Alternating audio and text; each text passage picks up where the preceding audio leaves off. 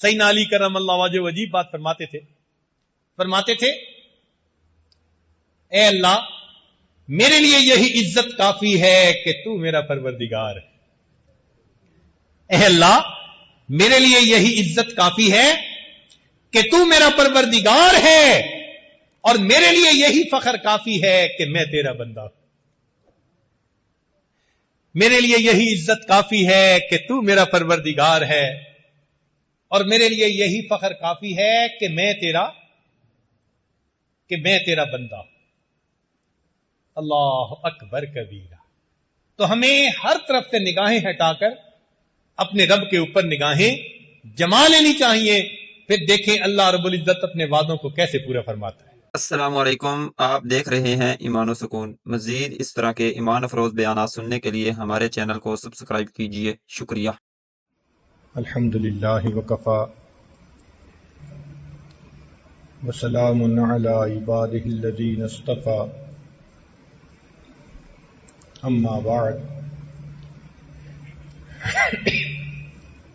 اعوذ باللہ من الشیطان الرجیم، بسم اللہ الرحمن الرحیم، حسبنا اللہ ونعم الوکیل، نعم المولا ونعم النصیر۔ سبحان ربک رب العزت عما یصفون، وسلام علی المرسلین، والحمد للہ رب العالمین۔ اللہم صل علی سیدنا محمد وعلی آل سیدنا محمد وبارک وسلم۔ اللہم صل علی سیدنا محمد وعلی آل سیدنا محمد وبارک وسلم۔ اللہم صل علی سیدنا محمد وعلی آل سیدنا محمد وبارک وسلم۔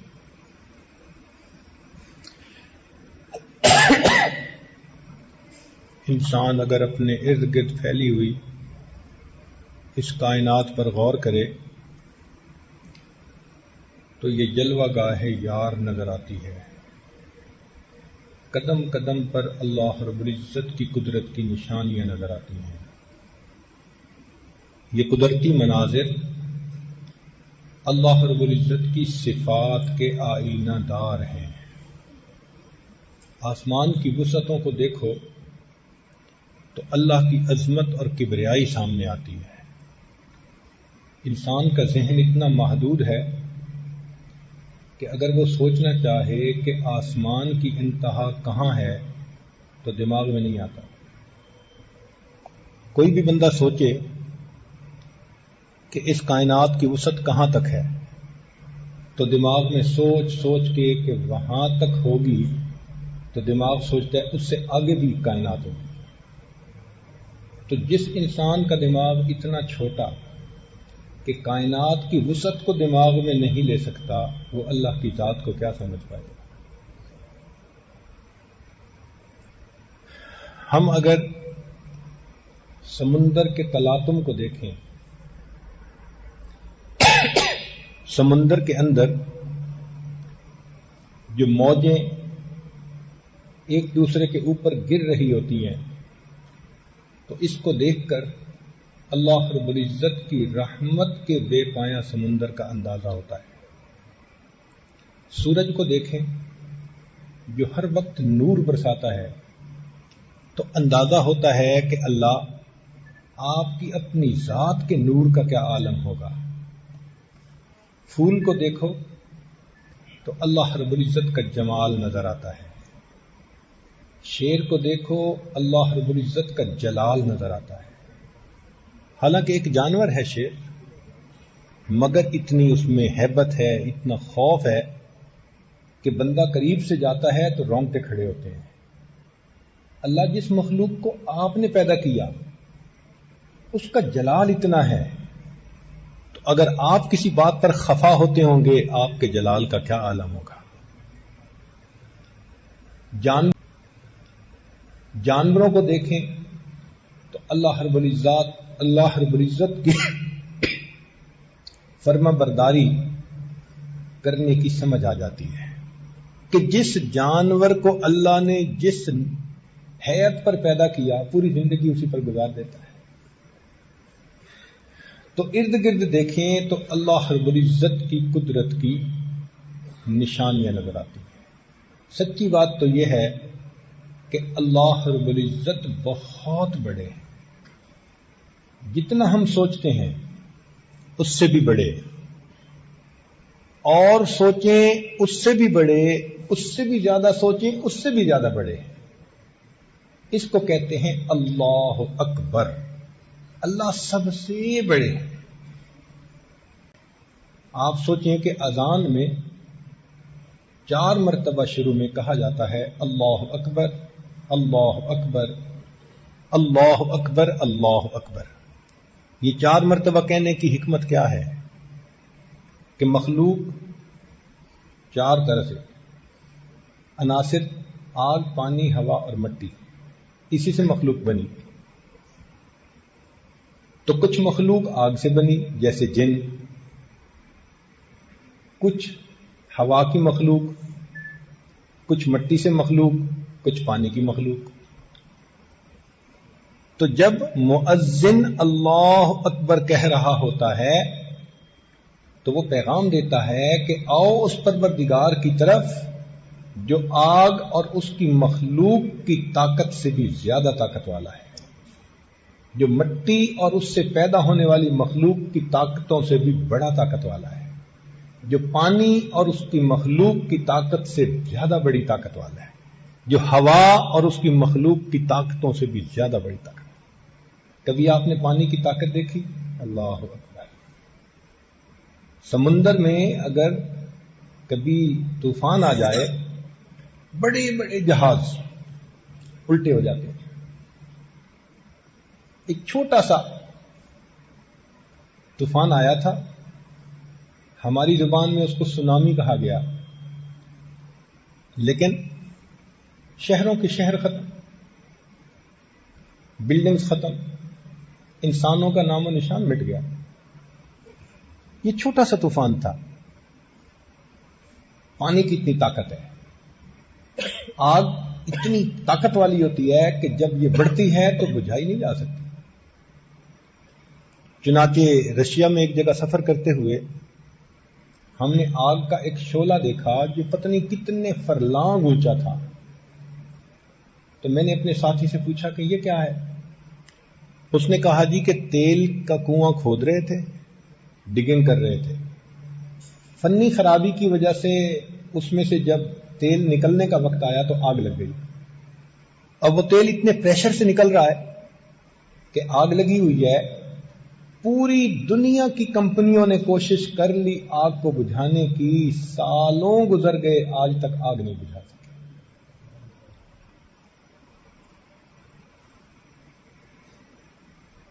مٹی کی ایک طاقت ہے۔ کیا ہوا؟ رمضان مبارک کا مہینہ، لوگ فجر کے وقت سوئے ہوئے ہیں، ایک جھٹکا سا آیا مٹی میں، زمین میں۔ کشمیر میں کیا ہوا؟ پورے کے پورے مکان زمین کے اندر دھنس گئے۔ اللہ اکبر کبیرہ۔ ہوا کی طاقت کتنی ہے؟ قوم عاد، ان کو اپنی طاقت پہ بڑا ناز تھا، قد بڑے اونچے لمبے تھے، کہتے تھے من اشد منا قوہ، ہم سے کون ہے زیادہ طاقت والا۔ اللہ نے ہوا کا عذاب بھیجا، فارسلنا علیہم ریحا صرصرا۔ وہ ہوا مومن کے لیے اتنی مزے کی کہ کہتے تھے کہ بڑی مزے کی ہوا چل رہی ہے، کافر کے لیے اتنی زیادہ سخت تھی کہ ان کو پٹک پٹک کر اس نے زمین پر مارا۔ اگلے دن ان کفار کی لاشیں زمین پر اس طرح بکھری ہوئی تھیں کأنہم اعجاز نخل خاویہ، جیسے کہ کھجور کے تنے زمین کے اوپر لیٹے ہوئے ہوتے ہیں۔ تو ان مخلوق کی اتنی طاقت ہے، لیکن 4 مرتبہ مؤذن کہہ رہا ہوتا ہے کہ لوگوں، تمہیں اس پروردگار کی طرف بلایا جا رہا ہے جس کی طاقت اور قوت آگ کی طاقت سے بھی زیادہ، پانی کی طاقت سے بھی زیادہ، مٹی کی طاقت سے بھی زیادہ، ہوا کی طاقت سے بھی زیادہ۔ اللہ اکبر کبیرہ. اس لیے مرضی ہر حال میں اللہ رب العزت کی پوری ہوتی ہے. مرضی ہر حال میں اللہ رب العزت کی پوری ہوتی ہے. آپ سوچئے، حضرت آدم علیہ السلام جنت میں ہیں اور دل چاہتا ہے کہ ہمیشہ جنت میں رہیں. اللہ تعالیٰ چاہتے ہیں کہ ان کو دنیا میں بھیجیں. شیطان نے آ کر مشورہ دیا کہ یہ دانہ کھا لیں تو ہمیشہ جنت میں رہیں گے. کھا لیا اور نتیجہ کیا نکلا؟ زمین پر اترنا پڑا. تو مرضی کس کی پوری ہوئی؟ اللہ رب العزت کی. حضرت نوح علیہ السلام اللہ کے پیغمبر علیہ السلام ہیں. طوفان آ چکا، کشتی میں سوار ہیں، سگا بیٹا سامنے کھڑا ہے. فرماتے ہیں یا بنی یرکم معنا، اے بیٹے ہمارے ساتھ کشتی میں سوار ہو جاؤ. بیٹا نہیں سنتا، نہیں بات مانتا. آج کل بھی تو ایسا ہوتا ہے. باپ دین کی کشتی میں سوار ہے اور بیٹا فسق و فجور کے طوفان میں ہے تو باپ کہتا ہے یا بنی یرکم معنا، بیٹے نیک بن جاؤ، او ہمارے ساتھ کشتی میں سوار. نہیں سنتا. حضرت نوح علیہ السلام کی اتنی چاہت ہے لیکن بیٹا بالآخر فحال بینہم الموج فکان من المغرقین، والد کی آنکھوں کے سامنے غرق ہو گیا. تو مرضی کس کی پوری ہوئی؟ اللہ رب العزت کی.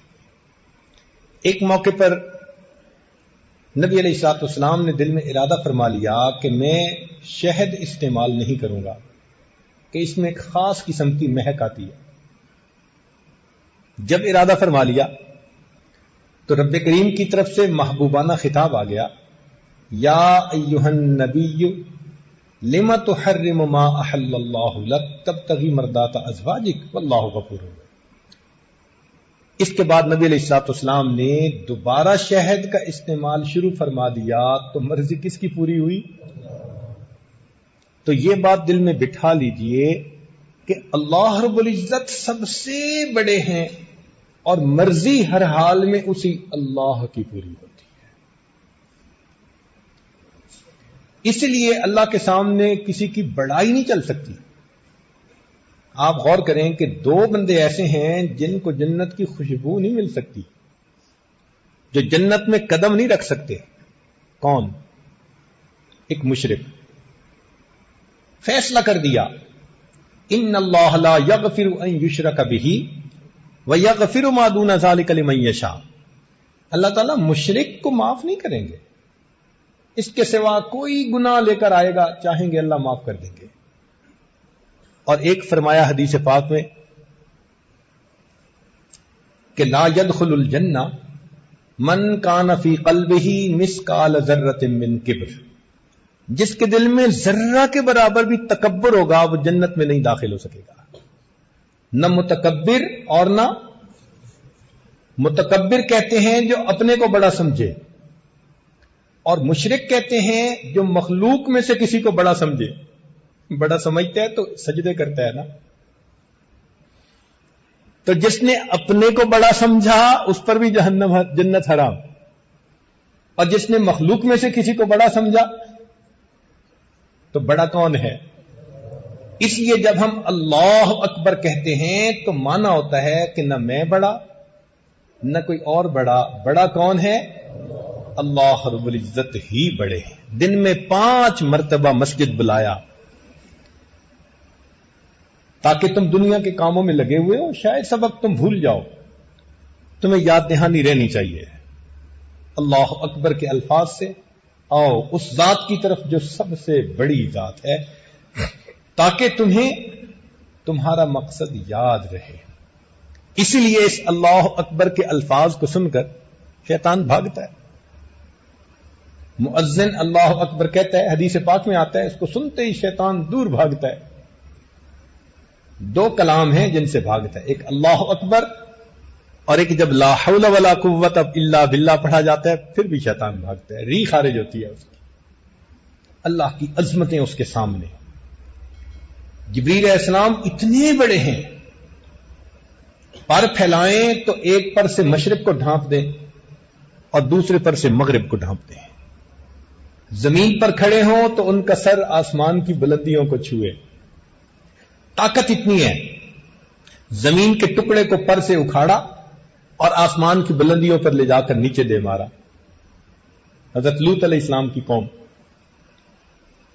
تیزی اتنی ہے کہ بارش کا ایک قطرہ زمین سے ایک بالشت کے فاصلے پر ہو تو اس سے پہلے کہ وہ قطرہ زمین پر پہنچے وہ آسمان سے زمین پر آ کر پھر واپس جا سکتے ہیں۔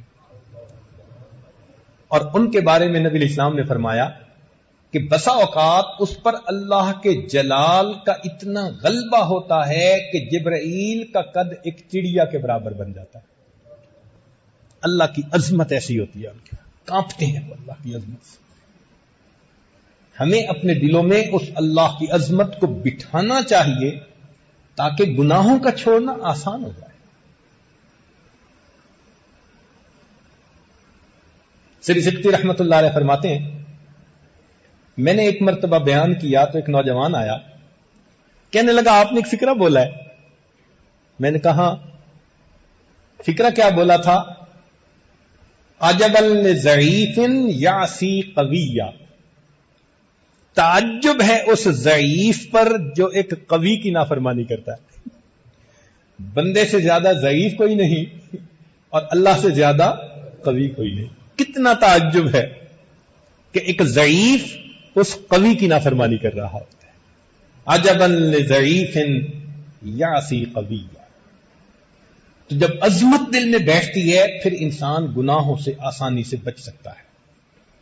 اس لیے اللہ رب العزت نے ذکر کثیر کا حکم دیا، اذکر اللہ ذکرا کثیرا۔ مقصد کیا تھا کہ یہ ہر وقت یاد رکھیں کہ اللہ بہت بڑے ہیں، پھر دنیا ان کا دل نہیں لبھا سکے گی، ان کو اس راستے سے نہیں ہٹا سکے گی۔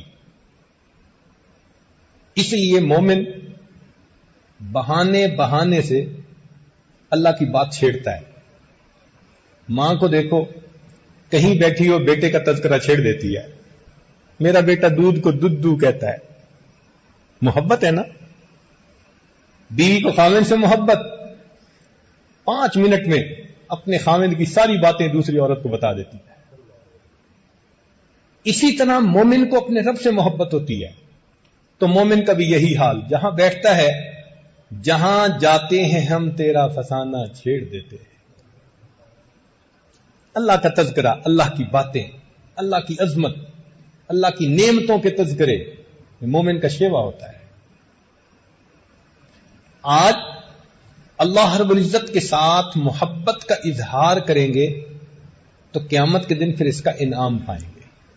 یہ جو ایمان ہے نا، یہ رجسٹریشن ہے بندے کی کہ اللہ کی بندگی میں داخل ہو گئے، رجسٹرڈ بندے بن گئے اللہ کے۔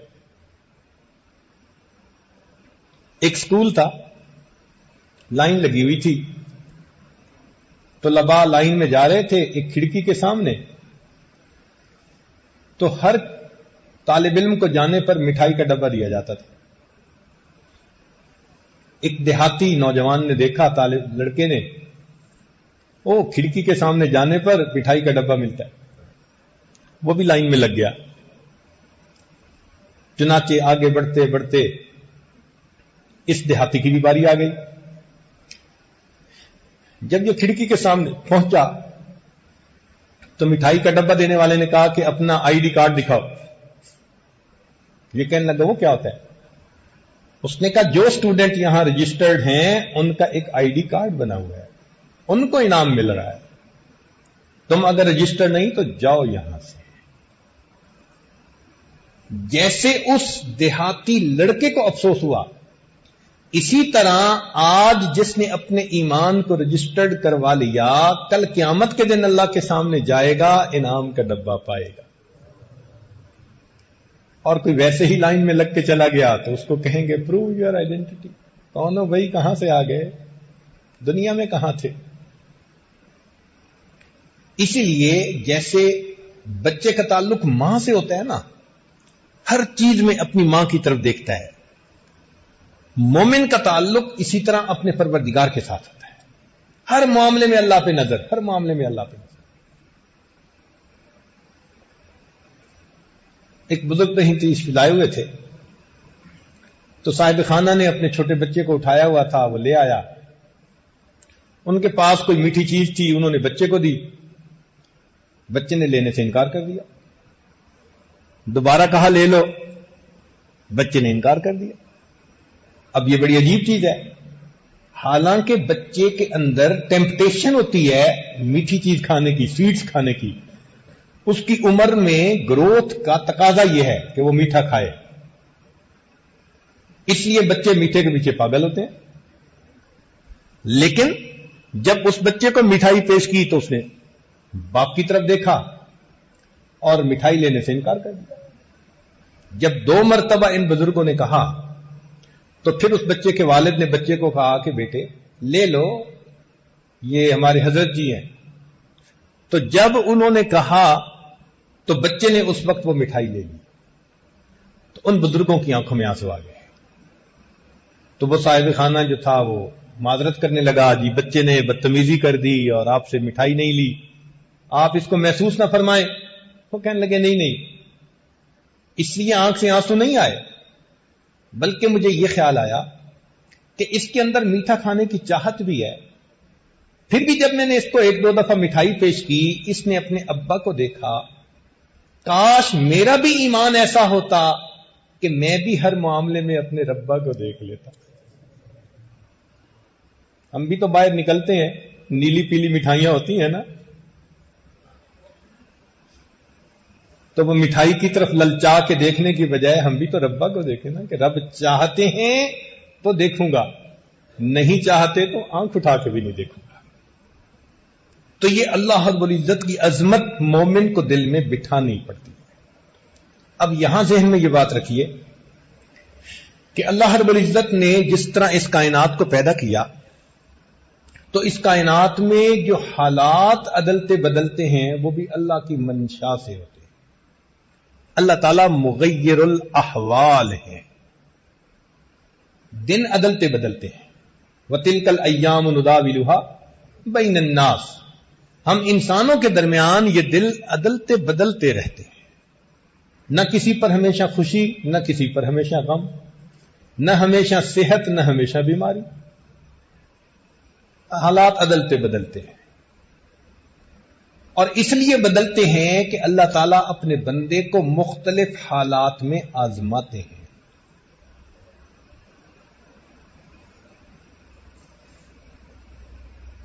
اب کوئی بندہ اگر مصیبت اور پریشانی میں پھنس جائے وہ پریشان ہوتا ہے کہ یہ مصیبت ختم ہی نہیں ہوتی.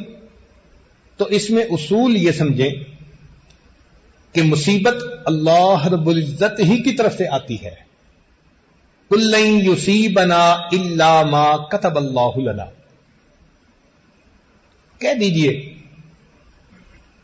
ہرگز تم کو کوئی پریشانی نہیں پہنچتی مگر وہی جو اللہ نے مقدر میں لکھی ہوتی.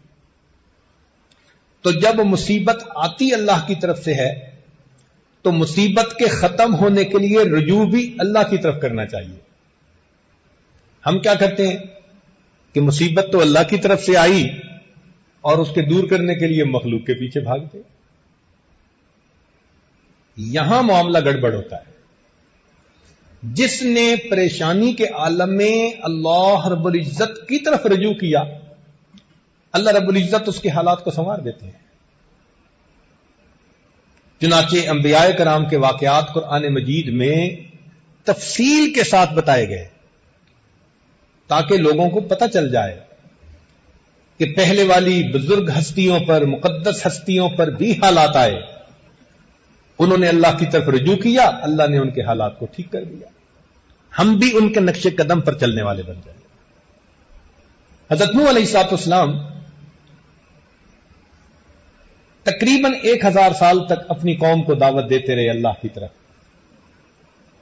رب انی دعوت قومی لیلا و نہارا، دن اور رات دعوت دی. مگر قوم ایسی تھی ماننے کے لیے تیار نہیں تھی. بہت تھوڑے لوگ تھے جو بات ماننے والے تھے، حتیٰ کہ طبیعت بھر گئی اور قوم مذاق اڑاتی تھی، یہاں تک کہ جب انہوں نے کشتی بنانی شروع کی تو قوم پوچھتی تھی کیوں بنا رہے ہو؟ فرماتے طوفان آئے گا، تو وہ کہتے ہم تو دعائیں مانگتے ہیں طوفان آئے، یہ ریت پر کشتی تھوڑا چلے گی۔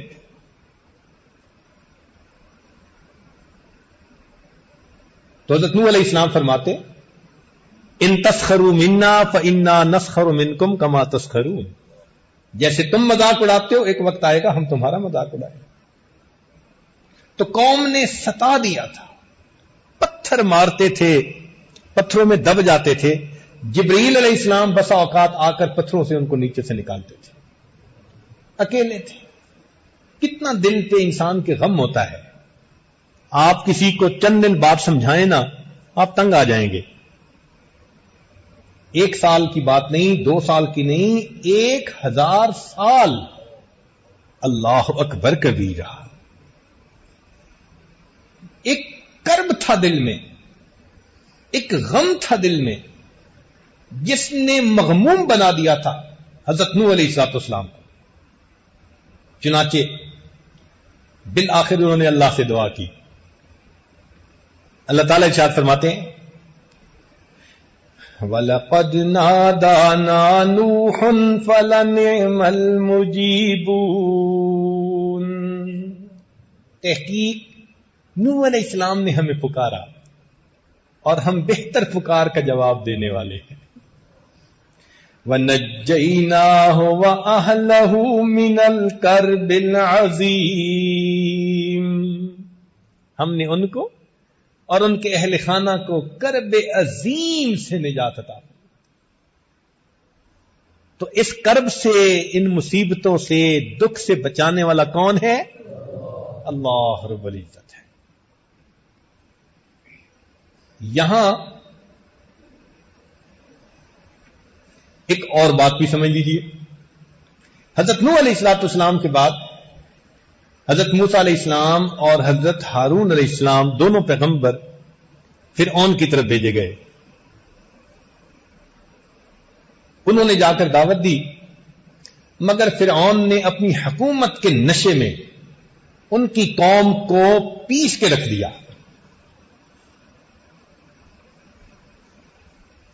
یذبحون ابناءکم ویستحیون نساءکم، بیٹیوں کو زندہ چھوڑ دیتے، بیٹوں کو قتل کر دیتے۔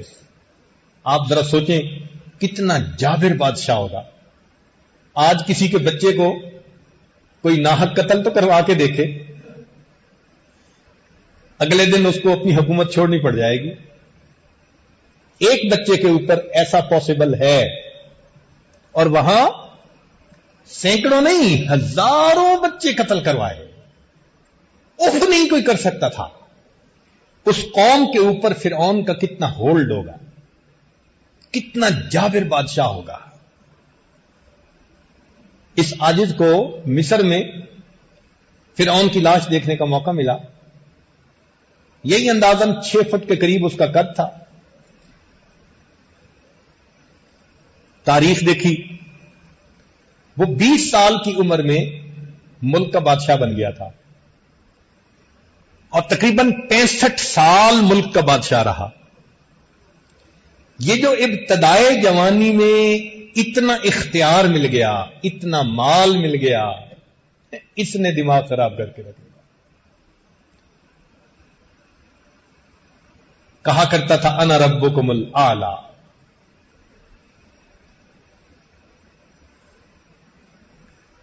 تو اس نے بنی اسرائیل کو کچل کے رکھ دیا تھا، مصیبت میں تھے، ایک کرب تھی ان کے دل میں بنی اسرائیل کے کہ ہم اس سے نجات کیسے پائیں گے۔ تو اس موقع پہ کیا ہوا؟ اللہ تعالیٰ ارشاد فرماتے ہیں وَلَقَدْ مَنَنَّا عَلَى مُوسَى وَهَارُونَ، ان الفاظ کو پڑھو نا دل کو سکون مل جاتا ہے۔ کیا عظمت ہے اس پروردگار کی، کتنے پیارے انداز سے فرماتے ہیں وَلَقَدْ مَنَنَّا عَلَى مُوسَى وَهَارُونَ، اور ہم نے احسان کیا موسیٰ علیہ السلام پر اور ہارون علیہ السلام پر، وَنَجَّيْنَاهُمَا وَقَوْمَهُمَا مِنَ الْكَرْبِ الْعَظِيمِ، ہم نے ان کو اور ان کی قوم کو کرب عظیم سے نجات عطا فرما دی۔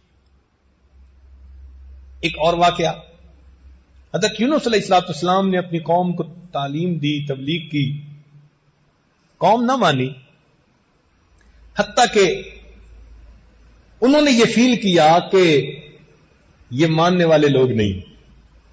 ہم اپنی زبان میں کہتے ہیں نا، ان تلوں میں تیل نہیں، وہ بھی اسی نتیجے پر پہنچ گئے۔ اشارہ بھی مل گیا کہ عذاب آئے گا قوم کے اوپر، تو وہ جلدی وہاں سے نکل پڑے۔ اللہ کی شان، ایک بڑی مچھلی نے اپنے پیٹ میں لے لیا،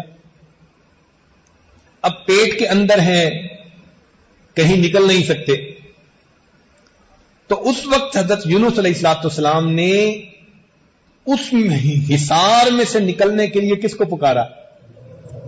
اللہ رب العزت کو پکارا۔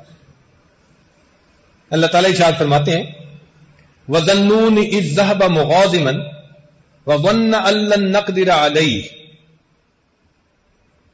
فَنَادَىٰ فِي الظُّلُمَاتِ، اندھیروں میں اس نے پکارا، کیا کہا؟ اللہ الہ الا انت سبحانک انی کنت من الظالمین، اے اللہ تیرے سوا کوئی معبود نہیں، تو پاک ہے، میں خطا کار۔ اپنی خطا کو مانا اور اللہ کو اس مصیبت سے نجات کے لیے پکارا۔ اللہ تعالیٰ ارشاد فرماتے ہیں فَاسْتَجَبْنَا لَهُ وَنَجَّيْنَاهُ مِنَ الْغَمِّ، ہم نے اس کی اس پکار کو قبول کر لیا اور اس کو غم سے نجات عطا فرمائی۔ وَكَذَلِكَ نُنْجِي الْمُؤْمِنِينَ، ہم ایمان والوں کو ایسے ہی نجات عطا فرما دیتے۔ تو اگر ہم اللہ کو پکاریں گے تو کرب سے، غم سے، مصیبت سے، پریشانی سے وہ پروردگار ہی ہمیں بچانے والا ہے۔ آج ذرا سی کوئی بات ہوتی ہے، بھاگتے ہیں عملیات والوں کے پیچھے۔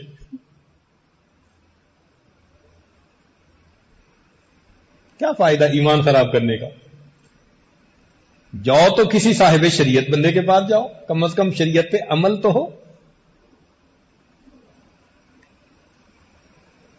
تو مصیبت میں اللہ ہی کی طرف رجوع کرنا ہے ہمیں۔ جس نے پریشانی بھیجی وہی پریشانی سے ہمیں نجات دے سکتا ہے۔ چنانچہ اللہ رب العزت کا یہ وعدہ ایمان والوں کے ساتھ کہ اگر ہم اللہ کے احکام پر ثابت قدم رہیں گے، وہ رب کریم ہمیں ہر مصیبت، ہر پریشانی سے نجات عطا کرے گا۔ چنانچہ ایک اور واقعہ، سیدنا ابراہیم علیہ السلام اپنی قوم میں اکیلے ہیں۔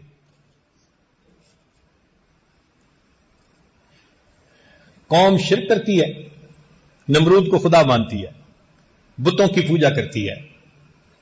ابراہیم علیہ السلام توحید خالص پر عمل کرنے والے۔ ایک موقع پر قوم نے کوئی فنکشن منانا تھا، کہنے لگے چلو، تو انہوں نے ان کو تو معذرت کر دی، ایکسکیوز کر دیا، فرمایا انی سقیم، میری طبیعت ٹھیک نہیں ہے۔ واقعی اس کفر و شرک میں ان کو دیکھ کے کتنی طبیعت بیدار ہوتی ہوگی ان کی۔ قوم چلی گئی، پیچھے ان کے بت اکیلے تھے۔ ابراہیم علیہ السلام نے بھی کیا مزے کا کام کیا، ایک کلہاڑا لیا، فجعلہم جزازا الا کبیرا، سارے بتوں کے ٹکڑے ٹکڑے کر کے وہ جو بڑا بت تھا نا اس کے کندھے پہ کلاڑا رکھ دیا۔ اب قوم آئی، اس نے اپنے معبودوں کا حشر دیکھا، کہنے لگے کہ یہ کام کس نے کیا؟ تو ان میں سے کسی نے کہا کہ انا سمعنا فتى یذکرہم یقال لہ ابراہیم، ہم نے ایک نوجوان کو سنا ہے نام ابراہیم، وہ ان بتوں کے بارے میں اس طرح کی کوئی باتیں کرتا تھا ناگواری کی، اسی نے لگتا ہے کیا ہوگا۔ چنانچہ حضرت ابراہیم علیہ السلام کو انہوں نے پکڑ لیا، پوچھا، آپ نے فرمایا کہ بڑے سے پوچھو، بھئی جہاں سے مال برآمد ہو چور تو وہی ہوتا ہے نا، تو تمہارے اس بڑے کے کندھے پہ کلاڑا ہے۔ اب وہ ہکے بکے کیا کہیں، نتیجہ کیا نکلا، کہنے لگے حرکوہ، اسے آگ میں ڈال دو، وانصروا آلہتکم، اپنے معبودوں کی مدد کرو۔ کیا معبود ان کے؟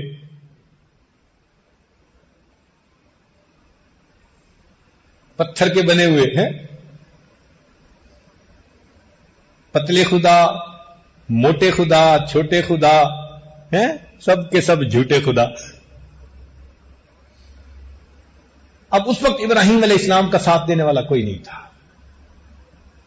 مفسرین نے لکھا ہے کہ نمرود نے آگ میں ڈالنے کی تیاریاں کی۔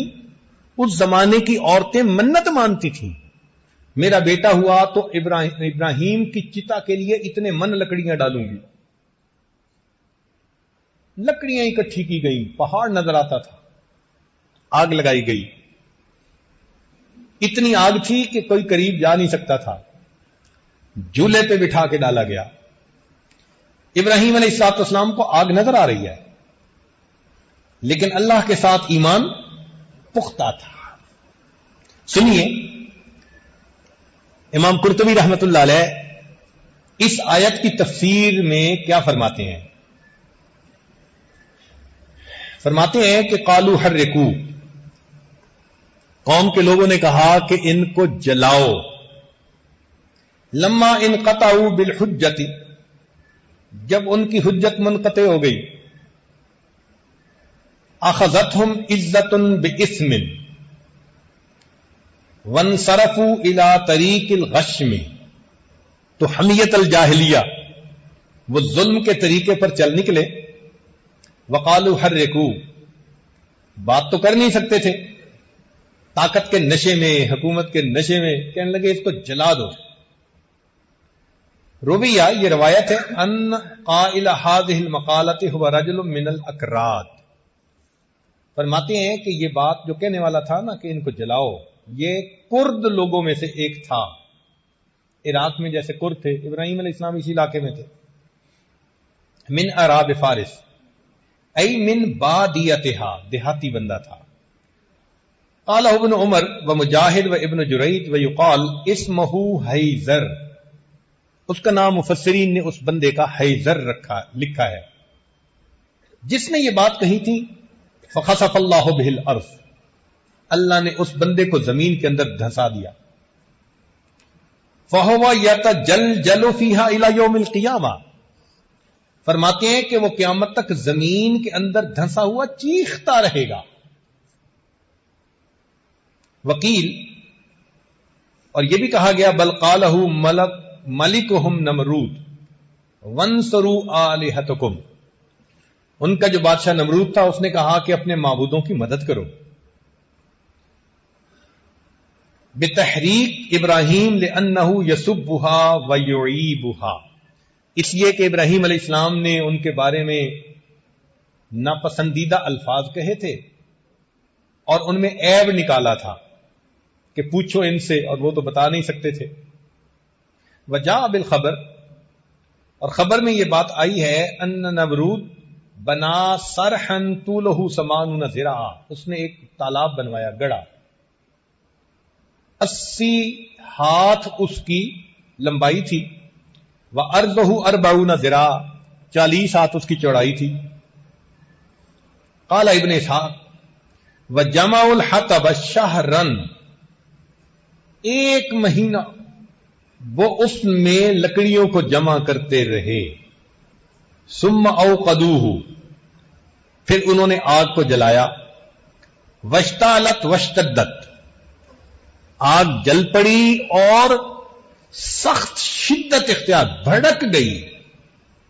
حتی ان کان الطائر لیمر بجنباتها فیحترق من شدت وہجها، حتیٰ کہ اگر کوئی پرندہ اس آگ کے اوپر سے گزرنے لگتا تھا تو شدت کی وجہ سے جل کے نیچے گر جاتا تھا. پرندہ بھی اوپر سے نہیں گزر سکتا تھا. ثم قیدوا ابراہیم ووضعوه فی المنجنیق مغلولا، پھر انہوں نے ابراہیم علیہ السلام کو قید کیا، پکڑا، اور ان کو منجنیق میں انہوں نے بٹھایا اور ان کے ہاتھ باندھے ہوئے تھے، ہتھکڑیاں لگی ہوئی تھی، یوں سمجھ لیں. ویقال، اور یہ بھی کہا گیا، ان ابلیس صنع لهم المنجنیق یومئذ، کہ ابلیس ایک بندے کی شکل میں آیا تھا اور اس نے آ کے ان کو جھولا بنانے کا گر سکھایا تھا. آرکیٹیکٹ وہ تھا کہ یوں کر کے جھولا بناؤ. فدجت السماوات والارض ومن فیہن من الملائکۃ وجمیع الخلق، چیخنے لگے آسمان اور زمین اور جو کچھ اس میں ہے، اور ملائکہ اور ساری مخلوق الا الثقلین، سوائے انسانوں اور جنوں کے. انسانوں اور جنوں کے سوا جتنی مخلوق تھی، جب اس نے یہ منظر دیکھا، اتنی آگ جل رہی ہے. اب ایک بندے کے لیے تو چند فٹ کی آگ چاہیے نا، یہ اتنی آگ تھی کہ پرندے قریب سے نہیں گزر سکتے تھے. اور جھولے میں بٹھایا گیا، ہاتھ بندھے ہوئے ہیں، پاؤں بندھے ہوئے ہیں. اب وہ جھولا جھلا کر ان کو ڈالنا چاہتے ہیں. تو اس وقت آسمان اور زمین اور اس کے اندر کی جو مخلوق ہے وہ پکار اٹھی، اللہ اکبر، کہنے لگی ربنا، اے ہمارے پروردگار، ابراہیم لیس فی الارض احد یعبدک غیرہ، ابراہیم اکیلا ہی تو ہے زمین میں جو تیری عبادت کرتا ہے، اس کے علاوہ کوئی نہیں کرتا. یحرق فیک، آپ کی خاطر اس کو جلایا جا رہا ہے. فاذن لنا فی نصرتہ، ہمیں اجازت دے دیجئے کہ ہم ابراہیم کی مدد کر سکیں. آپ کے نام پر جلایا جا رہا ہے نا، تو آپ ہمیں اجازت دیجئے کہ ہم ابراہیم علیہ السلام کی اس موقع پر کوئی مدد کر سکیں. جیسے کسی کو پریشانی میں دیکھ کے کہتے ہیں نا، can I help you, what can I do for you. تو ساری مخلوق نے یہی بات کہی کہ اللہ، ہم آپ کے ابراہیم علیہ السلام کی مدد کر سکیں. فقال اللہ تعالی، اللہ رب العزت نے فرمایا، ان استغاث بشیء منکم او دعاہ فلینصرہ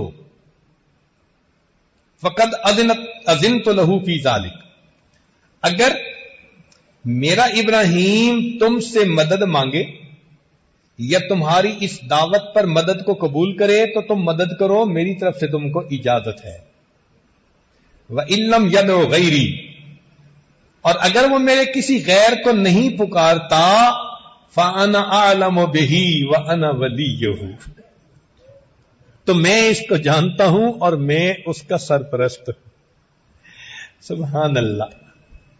جو بندہ اللہ سے لو لگاتا ہے، اللہ رب العزت اس کے حالات کو بھی جانتے ہیں، اور پھر اللہ اس بندے کے سرپرست بھی ہوتے ہیں، اس کے نگہبان، اس کے نگران، اس کے سرپرست ہوتے ہیں.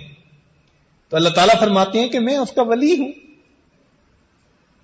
فلما ارادوا القاءه فی النار، جب ان لوگوں نے ارادہ کر لیا کہ ابراہیم علیہ الصلوۃ والسلام کو آگ کے اندر ڈالے، اتاہ خزان الماء وہو فی الہوا، تو ابراہیم علیہ الصلوۃ والسلام ہوا میں تھے، یعنی منجنیق سے نکل کر آگ میں جانے کے لیے ابھی ہوا کے اندر ہیں. تو پانی کا فرشتہ آتا ہے جو خازن ہے پانی کا، اور وہ آ کے کہتا ہے، فقالو، ان فرشتوں نے کہا، یا ابراہیم ان اردت اخمدنا النار بالماء، اگر آپ چاہیں تو ہم اس آگ کو پانی سے بجھا دیتے ہیں، ابھی بارش برسا دیں گے تو یہ آگ ختم ہو جائے گی. فقال، ابراہیم علیہ السلام کا یقین دیکھیے، ایمان دیکھیے، لا حاجت لی الیکم، دنیا کے اسباب کی منفی تو اپنی جگہ، فرشتے آئے ہیں، فرشتوں کو بھی کہہ دیا مجھے آپ کی کوئی ضرورت نہیں ہے. وَأَتَاهُ الْمَلِكُ الرِّيحَ، پھر اس کے سامنے اس کے پاس ہوا کا فرشتہ آیا. فقال لو شئت طیرت النار، اگر آپ کہیں ایسی ہوا چلے کہ آگ کو ہی اڑا کے لے جائے. فقال لا، ابراہیم علیہ السلام نے فرمایا نہیں. ثم رفع رأسه إلى السماء فقال، پھر اللہ رب العزت کی پھر انہوں نے آسمان کی طرف سر اٹھایا اور یہ کہا اللہم انت الواحد فی السماء، اے اللہ تو آسمان میں اکیلا ہے. وَأَنَا الْوَاحِدُ فِي الْأَرْضِ لَيْسَ أَحَدٌ غَيْرِي يَعْبُدُكَ غَيْرِي، میں زمین میں اکیلا ہوں، میرے سوا تیری عبادت کرنے والا کوئی نہیں. حسبی اللہ ونعم الوکیل، میرے لیے اللہ کافی ہے، وہی میرے لیے بہتر وکیل ہے. اللہ اکبر. ایمان دیکھیے کیسا تھا، یقین اللہ کے وعدوں پہ کتنا تھا، بھروسہ کتنا تھا. سامنے آگ نظر آ رہی ہے، ہوا کے اندر ہیں، اب تو لمحوں کی بات ہے، مگر متزلزل نہیں ہوئے. چنانچہ ایک دوسری آیت میں فرماتے ہیں کہ ان ابراہیم حین قیدوہ لیلقوہ فی النار قال لا الہ الا انت سبحانک رب العالمین لک الحمد ولک الملک لا شریک لک. قال ثم رموا بہ فی المنجنیق من مزرب شاسع، پھر انہوں نے اس کو منجنیق میں بٹھا کر دور سے، شاسعین دور سے اس کو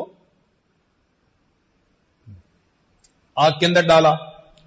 فاستقبلہ جبریل، اس موقع پر پھر جبریل علیہ السلام آئے. جب پانی کے فرشتے کو انکار، ہوا کے فرشتے کو انکار، تو جبریل علیہ السلام تو اللہ کے انبیاء کی مدد پر متعین ہے نا، ان کا تو چارٹر آف ڈیوٹی ہے انبیاء کی مدد کرنا. تو جبریل علیہ السلام اس وقت آتے ہیں. فقال، جبریل علیہ السلام نے آ کر پوچھا یا ابراہیم الک حاجہ، اے ابراہیم what can I do for you? Do you need me? آپ کو میری ضرورت ہے. قال اما الیک فلا، ابراہیم علیہ السلام نے فرمایا اگر تو اپنی طرف سے آئے ہو تو کوئی ضرورت نہیں، اگر اپنی طرف سے آئے ہو تو کوئی ضرورت نہیں. فقال جبریل علیہ السلام نے کہا فاسأل ربک، اے ابراہیم خلیل اللہ پھر اپنے رب سے سوال کیجئے. تو جب انہوں نے یہ کہا تو ابراہیم علیہ السلام نے عجیب سوال دیا. فقال، فرمایا حسبی من سؤالی علمہ بحالی، کہ سوال کرنے سے مجھے یہ زیادہ بات کافی ہے کہ میں جس حال میں ہوں میرا اللہ جانتا ہے.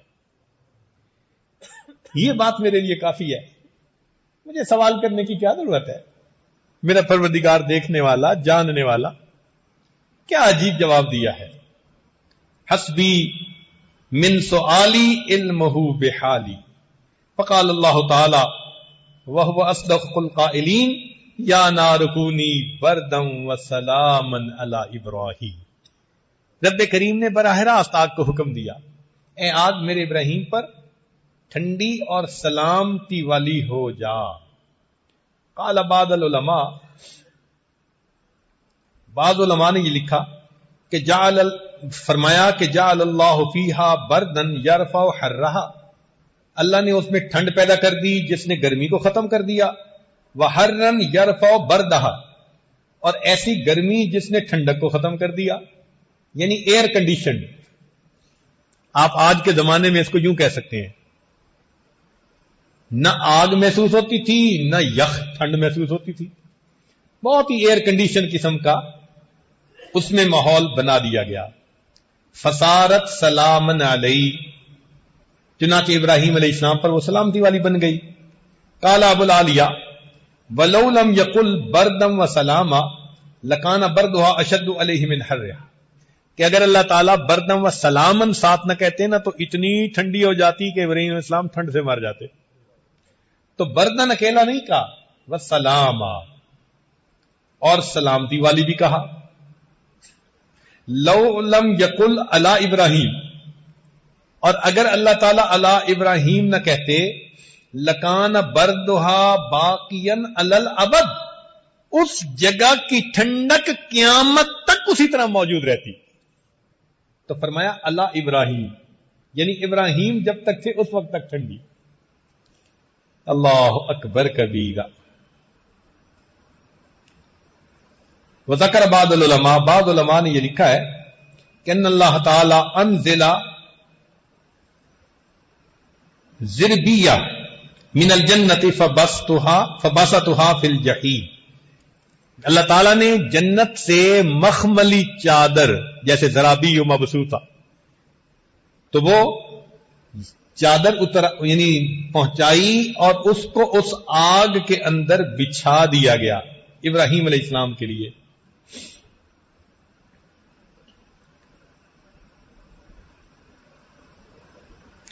ایک عجیب بات وہ فرماتے ہیں کہ جب اللہ تعالیٰ نے فرمایا نا کہ اے آگ سلامتی والی ہو جا، تو اللہ کا یہ حکم جو تھا اس میں یا نار کہا تھا نا، عموم تھا سب کے لیے.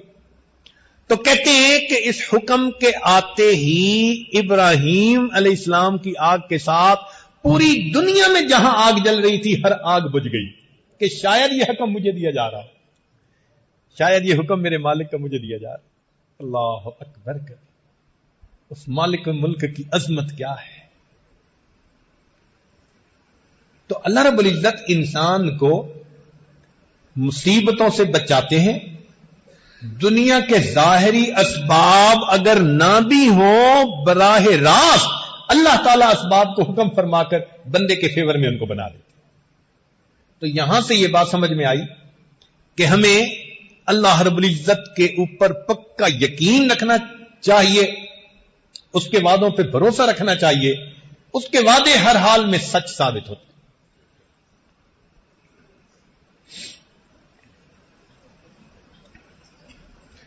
جب اللہ تعالیٰ نے حضرت موسیٰ علیہ السلام کو بھیجا نا فرعون کی طرف،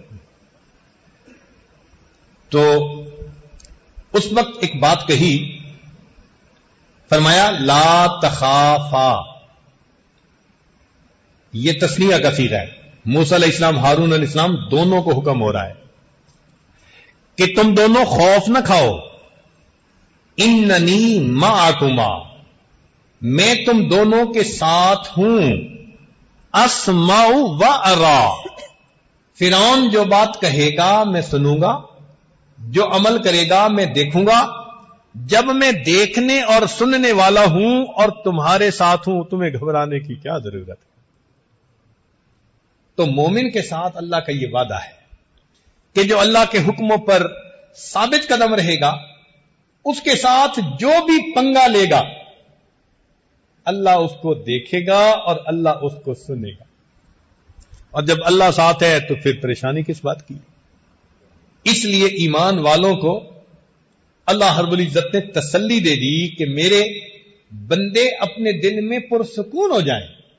ظاہر کی آنکھ سے جو نظر آتا ہے اس پر نہ فیصلہ کریں، اللہ کے وعدوں پر. یہی ایمان کا تقاضا ہے. چنانچہ سیدنا رسول اللہ صلی اللہ علیہ وسلم جب ہجرت کا ارادہ فرما چکے تو کافروں نے سوچا کہ ہم ہر قبیلے سے ایک ایک دو دو بندے لے کے مکان کا گھیرا کر لیتے ہیں، اور جب صبح یہ نماز کے لیے نکلیں گے تو ایک ہی وقت میں حملہ کر کے سب کے سب ان کا کام تمام کر دیں گے. پھر قریش اتنے قبیلے والوں سے کیسے لڑیں گے؟ تو یہ پلاننگ تھی ان کی. اللہ تعالیٰ ارشاد فرماتے ہیں وَإِذْ يَمْكُرُ بِكَ الَّذِينَ كَفَرُوا، اور یاد کرو اس وقت کو جب آپ کے ساتھ تدبیر کی کافروں نے، لِيُثْبِتُوكَ، کہ آپ کو حبس بے جا میں رکھیں، او یقتلوک، یا آپ کو شہید کر دیں، او یخرجوک، یا آپ کو دیس نکالا دے دیں.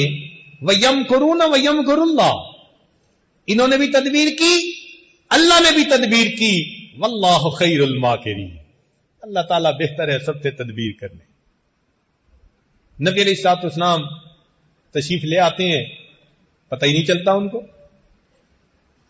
پھر آپ صلی اللہ علیہ وسلم غار ثور کے اندر تشریف لے گئے.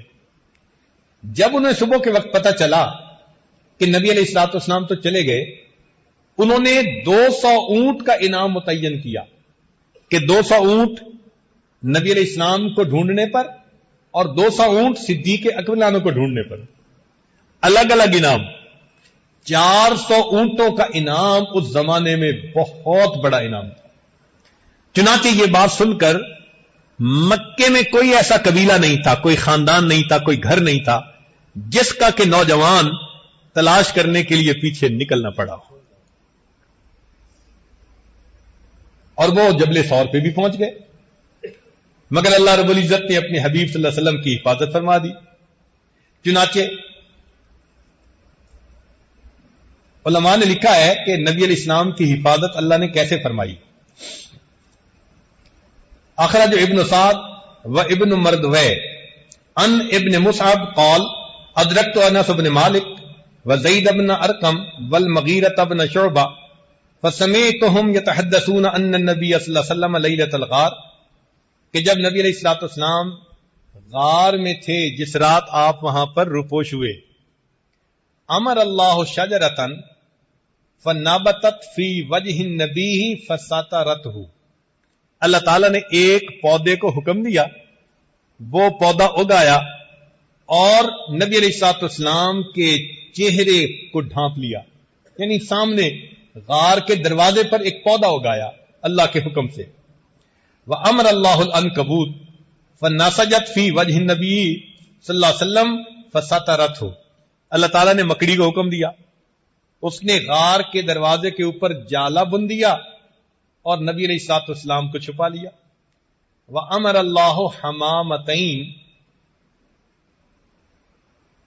اور اللہ رب العزت نے کبوتروں کو حکم دیا، وحشیتین، جنگلی کبوتر، فوقفنا بفم الغار، کہ وہ غار کے دروازے کے اوپر ہی ٹھہر جائیں۔ تو جو غار کے دروازے پر وہ پودا تھا نا، وہاں دو کبوتر وہ وہیں رک گئے۔ اب واقبل فتیان قریش من کل بطن رجل بعصیہم واسیافہم وحراویہم، ہر گھر سے نوجوان قریش کے نکل پڑے اپنے عصا لے کر، اپنی تلواریں لے کر اور اپنے ڈنڈے لے کر، حتی اذا کانوا من النبی صلی اللہ علیہ وسلم قدر 40 ذراعا، حتی کہ 40 ہاتھ کا فاصلہ۔ فنزل بعضهم فنظر فی الغار، وہ تو سواریوں پر آ گئے تھے، ان میں سے ایک بندہ نیچے بھی اترا اور اس نے غار میں بھی دیکھا۔ فرجع الی اصحابہ، تو غار میں دیکھ کر اس نے جب دیکھا کہ یہاں تو مکڑی کا جالا ہے اور کبوتریاں بھی تھی، تو وہ واپس چلا گیا۔ فقالو، جو اس کے ساتھی تھے انہوں نے پوچھا، مالک لم تنظر فی الغار، کیا مسئلہ، تو نے غار کے اندر کیوں نہیں جھانک کے دیکھا؟ فقال، وہ کہنے لگا، رأیت الحمامتین بفم الغار فعرفت ان لیس فی احد، میں نے دو کبوتریوں کو یہاں بیٹھے ہوئے دیکھا ہے، لگتا ہے کہ اس غار کے اندر کوئی نہیں، اگر کوئی ہوتا تو جنگلی کبوتر تو یہاں نہ بیٹھتے نا۔ فسمع النبی صلی اللہ علیہ وسلم ما قال، نبی علیہ السلام نے آواز سنی اس کافر کی جو باتیں کر رہا تھا۔ فعرف ان اللہ درع عنہ بہما، نبی علیہ السلام سمجھ گئے کہ اللہ تعالیٰ نے ان کو ادھر سے موڑ دیا۔ اللہ اکبر کبیرہ، اللہ رب العزت نے دکھا دیا کہ دیکھو یہ جو مکڑی کا جالا ہے نا، اس کو دنیا میں سب سے کمزور دیوار کہا جاتا ہے۔ ان اوہن البیوت لبیت العنکبوت، قرآن گواہی دے رہا ہے، بتلا دیا کہ لوگوں جب میں حفاظت کرنے پہ آتا ہوں تو سب سے کمزور دیوار اگر میں درمیان میں حائل کر دیتا ہوں، پوری دنیا کی طاقت مل کر اس دیوار کو نہیں توڑ سکتی، میں اس سے حفاظت کر کے دکھا دیتا۔ اللہ رب العزت کی مدد سبحان اللہ عجیب ہے۔ اس لیے ہم اللہ رب العزت کی احکام کے اوپر پابندی کے ساتھ عمل کرنے والے بن جائیں، جس حال میں بھی ہوں گے ہمارا پروردگار ہماری مدد فرمائے گا اور وہ پروردگار ہمیں ہماری مصیبتوں میں سے نکالے گا. تو نظر کس پر رکھنی ہے؟ ایک اللہ کی ذات پر. ادھر ادھر سے نگاہیں ہٹا لیں, ایک اللہ رب العزت کی ذات پر اپنی نگاہوں کو جما لیں. ان مشکلات میں وہی ہمارے کام آئے گا اور ان مصیبتوں سے اور اس کرب اور غم سے وہی ہمیں نجات دلائے گا.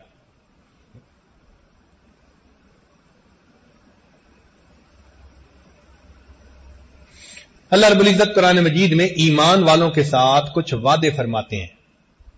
امید ہے کہ آپ گوش ہوش کے ساتھ سنیں گے, توجہ کے ساتھ اس بات کو سنیں گے کہ یہ اللہ رب العزت کے وعدے ہیں ایمان والوں کے ساتھ. سب سے پہلا بات اللہ تعالیٰ فرماتے ہیں واللہ اعلم باعدائکم, اللہ جانتا ہے تمہارے دشمنوں کو. ہم نہیں جانتے ہمارا دشمن کون ہے. ہماری نظر میں تو دوست ہو سکتا ہے, مگر دوستی کے رنگ میں کوئی دشمنی کر رہا ہو تو دلوں کی نیت کو ہم کیسے جانیں. اور آج کل تو حال بھی یہی ہے کہ کفر دوست بن کے دشمنی کرتا ہے, زیادہ قریب ہو کے زیادہ گہرا زخم لگانے کی کوشش کرتا ہے. اوپر اوپر سے خیر خواہی کر رہا ہوتا ہے, اندر سے جڑیں کاٹ رہا ہوتا ہے. چنانچہ اللہ تعالیٰ فرماتے ہیں کہ تمہیں ایمان والوں پتہ نہیں ہے کہ تمہارا کون ہے, تمہارا دشمن کون ہے. واللہ اعلم باعدائکم, اللہ جانتا ہے تمہارے دشمنوں کو. ایک بات تو یہ بتا دی. اگلی بات یہ بتائی وَلَن يَجْعَلَ اللَّهُ لِلْكَافِرِينَ عَلَى الْمُؤْمِنِينَ سَبِيلًا, اللہ تعالی ہرگز کافروں کو ایمان والوں تک پہنچنے کا راستہ نہیں دے گا. اس کی مثال ایسے کہ جیسے کسی کے بچے کو کوئی ہاتھ لگانا چاہے, مارنا چاہے, تو باپ کہتا ہے میاں میری لاش سے گزر کے جاؤ گے, یعنی پہلے مجھ سے نمٹو پھر میرے بچے کو ہاتھ لگاؤ. اس آیت کا ترجمہ ہو بہو یہی بنتا ہے کہ اللہ تعالیٰ فرماتے ہیں کہ ایمان والو جو تم تک آنا چاہے گا پہلے مجھ سے نمٹے گا پھر تم تک آئے گا نا, تو میں تم تک آنے ہی نہیں دوں گا. وَلَن يَجْعَلَ اللَّهُ لِلْكَافِرِينَ عَلَى الْمُؤْمِنِينَ سَبِيلًا. دیکھیں نا, ایک مرغی بچوں کو دے کے پھر رہی ہوتی ہے, بلی آ جاتی ہے, مرغی جانتی ہے کہ میں کمزور ہوں مگر مانتا ہے نا, محبت ہے, پر پھیلا کے کھڑی ہو جاتی ہے. پر پھیلانے کا کیا مطلب؟ وہ بلی کو مارے گی؟ نہیں, مطلب یہ ہوتا ہے کہ اگر تم نے کچھ کرنا ہی ہے تو پہلے مجھے مارو پھر میرے بچوں کو ہاتھ لگا. ماں کی ممتا کا یہ حال ہے, اللہ کی اپنے ایمان والوں کے ساتھ محبت کا کیا حال ہوگا. اس لیے فرمایا کہ اگر کافر تم تک آنا چاہیں گے تو میں آنے ہی نہیں دوں گا, میں راستے میں رکاوٹ بن جاؤں گا, ان کا راستہ روک دوں گا, تم تک ان کے ہاتھ پہنچ ہی نہیں سکیں گے. یہ دوسرا وعدہ فرما دیا. پھر وضاحت سے بات کہہ دی اِنَّا لَنَنْصُرُ رُسُلَنَا, ہمارے ذمہ ہے مدد اپنے رسولوں کی, والذین آمنوا, اور ایمان والوں کی, فی الحیات الدنیا, اس دنیا کی زندگی میں, ویوم یقوم الاشہاد, اور اس دن جب قیامت ہوگی گواہیاں دی جائیں گی. یہ جو انا کا لفظ ہے نا, یہ بڑا معنی خیز ہے. ترجمہ تو یہی ہے کہ ہمارے ذمہ ہے مدد اپنے رسولوں کی. سمجھنے کی خاطر ہم اگر اس کا ترجمہ اپنی زبان میں کریں نا تو وہ یوں بنتا ہے ہم پر فرض ہے مدد اپنے رسولوں کی اور ایمان والوں کی. اللہ تعالیٰ پہ کوئی چیز فرض نہیں ہے, مگر ترجمہ جو الفاظ ہیں ان کا انداز یہی مفہوم دے رہا ہے کہ ہم پر لازم ہے مدد اپنے رسولوں کی اور ایمان والوں کی۔ اب اتنی تسلی سے اگر اللہ تعالیٰ فرما رہے ہوں تو یہ کوئی دنیا کا تو وڈیرا نہیں ہے نا جو آج وعدہ کرے گا کل الٹا کر دے گا پھر کہے گا جی میری بات کوئی قرآن کا لفظ تھوڑا ہے۔ یہ تو خدا کی بات ہے، یہ مالک الملک کی بات ہے۔ فرما رہے ہیں انا لننصر رسلنا، ہمارے ذمہ ہے مدد اپنے رسولوں کی، والذین آمنوا اور ایمان والوں کی، فی الحیات دنیا ویوم یقوم الاشہاد، دنیا کی زندگی میں اور اس دن جب گواہیاں قائم ہوں گی قیامت کے دن بھی۔ چنانچہ اللہ رب العزت ایمان والوں کی مدد فرماتا۔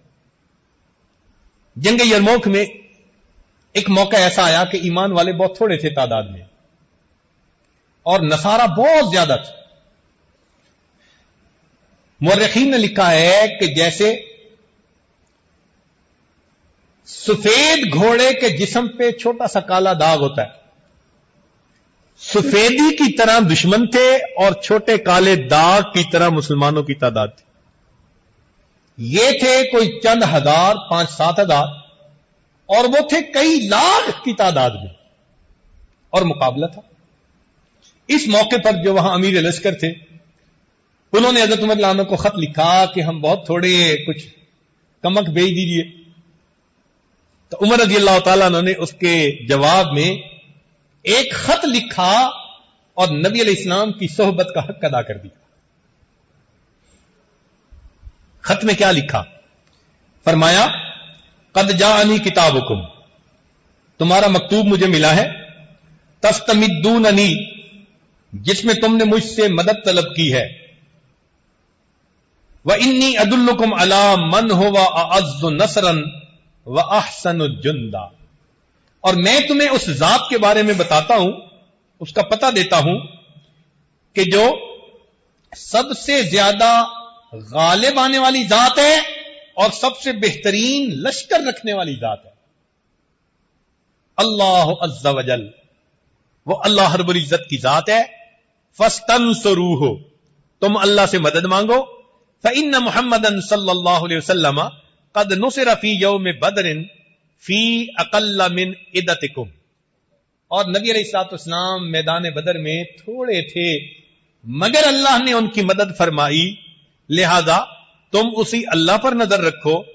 فإذا جاءکم کتابی، جب یہ میرا مکتوب تم تک پہنچے، ھذا فقاتلوہم ولا تراجعونی، ٹوٹ کر ان پر حملہ کر دو اور پھر میری طرف مراجعت نہ کرو۔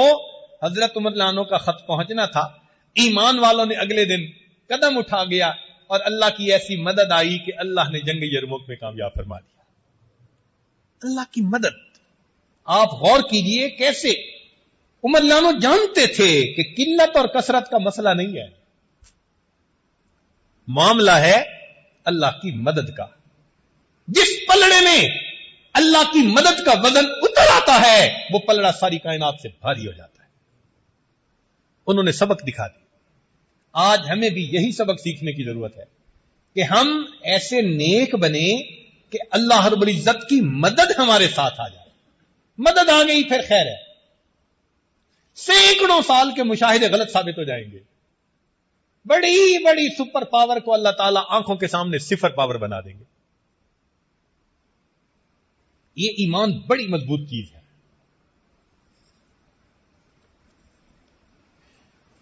چنانچہ صحابہ رضی اللہ عنہ پر بھی ایک ایسا موقع آیا، ہوا یہ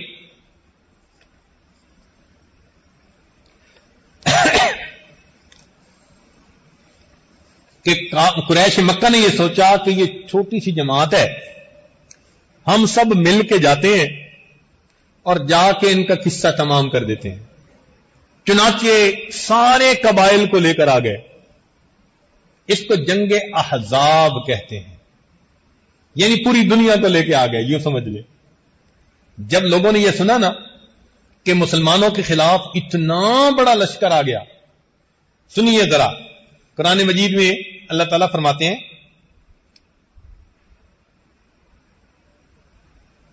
کہ جب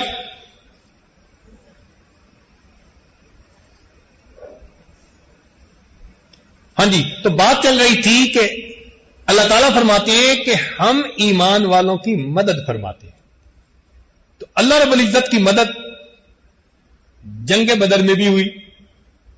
وہ کیسے؟ فرماتے ہیں لقد نصرکم اللہ ببدر وانتم اذلہ، تحقیق اللہ نے بدر میں تمہاری مدد کی اور تم تو کمزور تھے. 2 تلواریں اور 70 گھوڑے، اور بعض کے ہاتھوں میں تو درخت کی ٹہنیاں تھی، اور یہ 1000 کے مقابلے میں 313 خالی ہاتھ آ کر کھڑے ہو گئے. صحابہ کی جب نظر پڑی نا تو ان کو لگتا تھا کہ ہمیں تو موت کے منہ میں دھکیلا جا رہا ہے. اللہ تعالیٰ قرآن مجید میں گواہی دیتے ہیں کما اخرجک ربک من بیتک بالحق وان فریقا من المؤمنین لکارہون یجادلونک فی الحق بعدما تبین کانما یساقون الی الموت وهم ینظرون. صحابہ کو یوں لگ رہا تھا کہ ہمیں موت کے منہ میں دھکیلا جا رہا ہے اور آنکھوں سے ہم دیکھ رہے ہیں. موت نظر آ رہی تھی. اب سوچیں اس وقت کیا حال ہوتا ہے. لیکن اس وقت اللہ کے پیارے حبیب صلی اللہ علیہ وسلم نے اللہ رب العزت سے مدد مانگی. آپ نے قلت اور کثرت کو نہیں دیکھا، آپ نے اسباب پر نظر نہیں دوڑائی کہ وہ لوہے میں ڈوبے ہوئے ہیں، زریں پہنی ہوئی ہیں، خود پہنے ہوئے ہیں، تلواریں ہاتھ میں ہیں، نیزے ہیں، گرز ہیں. اللہ کے نبی نے اللہ کی مدد پر نظر رکھی. چنانچہ وہ جو رات بدر کی تھی نا، اس میں نبی علیہ الصلوۃ والسلام نے اللہ کے سامنے تہجد کے بعد دعا مانگی.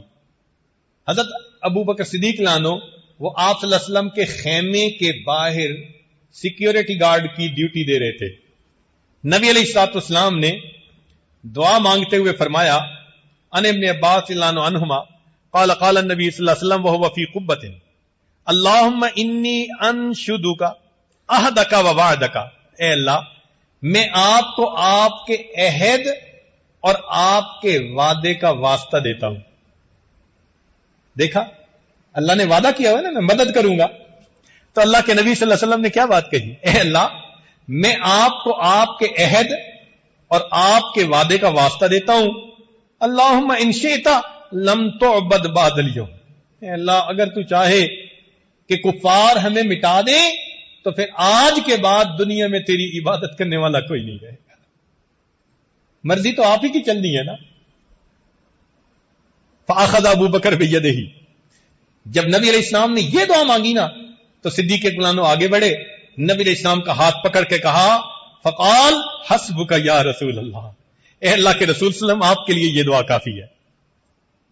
فقد الحاط علی ربک، آپ نے اپنے رب سے اصرار کے ساتھ مانگنے کی انتہا کر دی. کیا عجیب دعا مانگی آپ. یعنی ابو بکر صدیق عنہ کو یقین آ گیا اب اللہ کی مدد اتر کر رہے گی. اور واقعی ایسا ہوا کہ دن ہوا سیہزم الجمع ویولون الدبر، وہ جماعت شکست کھا گئی، پیٹ پھیر کر بھاگ گئی. اللہ تعالی نے ایمان والوں کو اس وقت اپنی مدد سے فتح عطا فرما دی. شاہنامہ اسلام لکھا ہے حفیظ جالندری نے، نوجوانوں کے پڑھنے کی چیز ہے. اس میں جب صحابہ نبی علیہ السلام کی معیت میں میدان بدر میں پہنچے نا تو وہاں کے پہاڑ کی کیا حالت تھی انہوں نے ذرا شاعرانہ انداز میں اس کو بیان کیا ہے. خشک پہاڑ تھے. لکھتے ہیں یہ تشنہ لب جماعت جب یہاں پر رک گئی آ کر، یہ تشنہ لب جماعت جب یہاں پر رک گئی آ کر، دعا کی دامن صحرا نے دونوں ہاتھ پھیلا کر، کہ اے صحرا کو آتشناک چہرہ بخشنے والے، رخ خورشید کو کرنوں کا صحرا بخشنے والے، ازل کے دن سے اب تک بھاڑ میں بھنتا رہا ہوں میں، صدائے رعد و باران دور سے سنتا رہا ہوں میں، ہوا ہوں جب سے پیدا جان پانی کو ترستی ہے، میرے سینے کے اوپر آگ کی بدلی برستی ہے، میں سمجھا تھا مقدر ہو چکی ہے دھوپ کی سختی، میری قسمت میں لکھی جا چکی ہے سوختہ بستی، بنایا رفتہ رفتہ سخت میں نے بھی مزاج اپنا، لیا ہر آبلا پاسے زبردستی خراج اپنا۔ خبر کیا تھی الہی ایک دن ایسا بھی آئے گا کہ تیرا ساقی کوثر یہاں تشریف لائے گا۔ اگر یہ بات پہلے سے مجھے معلوم ہو جاتی، میرے دل کی کدورت خود بخود معدوم ہو جاتی۔ خبر کیا تھی یہاں تیرے نمازی آ کے ٹھہریں گے، شہید آرام فرمائیں گے غازی آ کے ٹھہریں گے۔ خبر کیا تھی ملے گی یہ سعادت میرے دامن کو، بنایا جائے گا فرش سعادت میرے دامن کو۔ خبر ہوتی تو میں شبنم کے قطرے جمع کر رکھتا، چھپا کر ایک گوشے میں مصفا حوض بھر رکھتا۔ وہ پانی ان مقدس مہمانوں کو پلا دیتا، میں اپنی تشنگی دیدار حضرت سے بجھا لیتا۔ میرے سر پر سے گزرا نوح کے طوفان کا پانی، تأسف ہے کہ مجھ سے ہو گئی اس وقت نادانی۔ اگر رکھتا میں اس پانی کی تھوڑی سی خبرداری، تو ہو جاتا میری آنکھوں سے چشموں کی طرح جاری۔ یہ 70 اونٹ 2 گھوڑے یہاں سیراب ہو جاتے، مجاہد بھی وضو کرتے نہاتے غسل فرماتے۔ تیرے محبوب کے پیارے قدم اس خاک پر آئے، الہی حکم دے سورج کو اب آتش نہ برسائے۔ اگر اب میرے دامن سے ہوائے گرم آئے گی، تو مجھ کو رحمت للعالمین سے شرم آئے گی۔ جلیل القدر مہمانوں کا صدقہ مہربانی کر، عطا بہرے وضو ان کے لیے تھوڑا سا پانی کر۔ برائے چند ساتھ ابر باراں بھیج دے یا رب، بہاراں بھیج دے یا رب، بہاراں بھیج دے یا رب۔ حضور ساقی کوثر میری کچھ لاج رہ جائے، میری عزت میری شرم عقیدت آج رہ جائے۔ پہاڑ بھی گویا یہ فریاد کر رہا ہے کہ مجھے نبی علیہ الصلوۃ والسلام کے سامنے شرمندگی نہ اٹھانی پڑ جائے کہ میرے پاس تو خشکی کے سوا کچھ نہیں۔ اور اللہ رب العزت نے اگلے دن بارش عطا فرما دی۔ تو دیکھیے بدر کے پہاڑوں کا کیا حال ہے۔ پھر اللہ رب العزت نے وہاں پر فرشتوں کو اتارا۔ اگر اللہ رب العزت وہاں پہنچائے، دیکھنے والا دیکھے تو عجیب منظر بنتا ہے۔ ایک پہاڑ جس کے اوپر فرشتے نازل ہوئے، ایک پہاڑ جس کی طرف اللہ کے پیارے حبیب صلی اللہ علیہ وسلم تھے، اور دوسرا کھلی جگہ جس کی طرف قریش مکہ تھے۔ ان کو بڑا ناز تھا اپنی طاقت کا، اور بالآخر اللہ رب العزت نے ایسی مدد فرمائی کہ ان کو اللہ رب العزت نے ایمان والوں کو کامیابی عطا فرما دی۔ اور یہ کامیابی فقط اللہ رب العزت کی مدد سے ممکن ہوئی۔ تو آج ہم اگر اللہ رب العزت کے وعدوں پر بھروسہ کریں گے، اللہ رب العزت ہماری مدد پر بھی اسی طرح قادر ہے جس طرح اس نے اپنے انبیاء کی اور ایمان والے صحابہ کی مدد فرمائی۔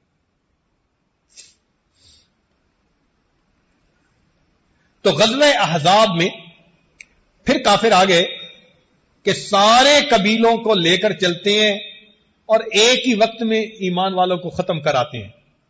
اس وقت لوگ جب دیکھتے تھے تو وہ کہتے تھے الذین قال لهم الناس ان الناس قد جمعوا لکم فاخشوهم، کہ لوگ تمہارے لیے جمع ہو کر آ گئے، ڈرو۔ فزادہم ایمانا، اس بات کو سن کر ایمان والوں کا ایمان بڑھتا تھا۔ دیکھو آج کے حالات کو جنگ احزاب پہ ذرا منطبق کر لو۔ اس وقت بھی قریش پوری دنیا کی سپورٹ لے کے آ گئے تھے ایمان والوں کو ختم کرنے کے لیے، اور یہی یہودی ڈراتے تھے ان الناس قد جمعوا لکم، سارے انسان جمع ہو کے تمہارے لیے آ گئے ہیں، فخشوہم، اور بھئی ڈرو، کوئی فکر کرو۔ اللہ تعالیٰ کیا فرماتے ہیں کہ یہ سن کے ایمان والوں کا کیا معاملہ تھا؟ فزادہم ایمانا، ان کا ایمان بڑھ جاتا۔ اس لیے کہ ان کو یقین تھا کہ اللہ کی مدد ہمارے ساتھ ہے. اور وقالو، وہ کیا کہتے تھے؟ حسبنا اللہ و نعم الوکیل. اس لیے آج کے بیان میں یہی آیت پڑھی گئی کہ حالات جیسے بھی ہیں، ایمان والوں کو نظر کس پر رکھنی ہے؟ اللہ رب العزت. اللہ بس، باقی ہوس. ہمیں ایک اللہ کافی ہے. تو کوشش یہ کرنی چاہیے کہ ہم اپنے گناہوں سے توبہ کر کے اپنے پروردگار کو راضی کر لیں. جب وہ پروردگار راضی ہو گیا اور اس نے مدد کا ارادہ فرما لیا، یاد رکھنا ایمان والوں کو دنیا سے کوئی ختم نہیں کر سکتا.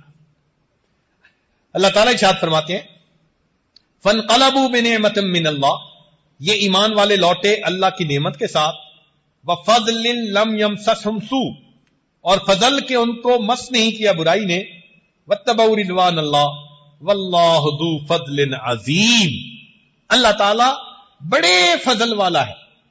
اب آگے اللہ تعالیٰ ایک بات سمجھاتے ہیں، فرماتے ہیں اِنَّ ذَلِكُمُ الشَّيْطَانُ يُخَوِّفُ أَوْلِيَاءَهُ فَلَا تَخَافُوهُمْ، یہ شیطان ہے جو اپنے دوستوں سے ڈراتا ہے، تم ان سے مت ڈرنا، وَخَافُونِ، ایک مجھ سے ڈرنا، ان کنتم مؤمنین، اگر تم ایمان والے.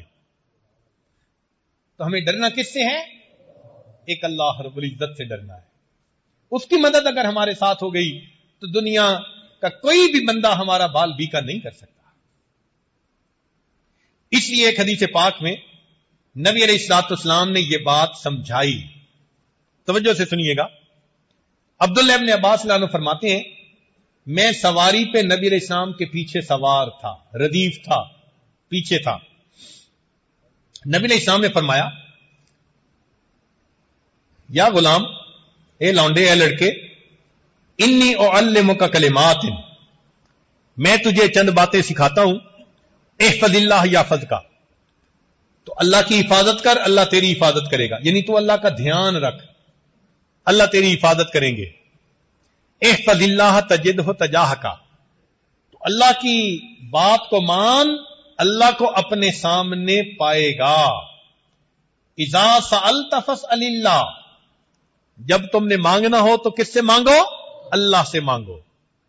وَإِذَا اسْتَعَنْتَ فَاسْتَعِنْ بِاللَّهِ، اگر مدد مانگنی ہے تو اللہ سے مدد مانگو. وَاعْلَمْ، جان لے، أَنَّ الْأُمَّةَ لَوِ اجْتَمَعَتْ عَلَىٰ أَن يَنفَعُوكَ بِشَيْءٍ لَمْ يَنفَعُوكَ إِلَّا بِشَيْءٍ قَدْ كَتَبَ اللَّهُ لَكَ. امت کا یہاں مطلب ساری مخلوق، کہ اگر ساری مخلوق نفع دینے کے لیے تجھے اکٹھی ہو جائے تو وہی نفع پہنچا سکے گی جو اللہ نے لکھا ہوا ہوگا. وَلَوِ اجْتَمَعُوا عَلَىٰ أَن يَضُرُّوكَ بِشَيْءٍ، اور اگر ساری دنیا جمع ہو جائے تمہیں نقصان پہنچانے کے لیے، لَمْ يَضُرُّوكَ إِلَّا بِشَيْءٍ قَتَبَ اللَّهُ عَلَيْكَ، نہیں تمہیں ضرر پہنچا سکتی مگر وہی جو اللہ نے لکھ دیا.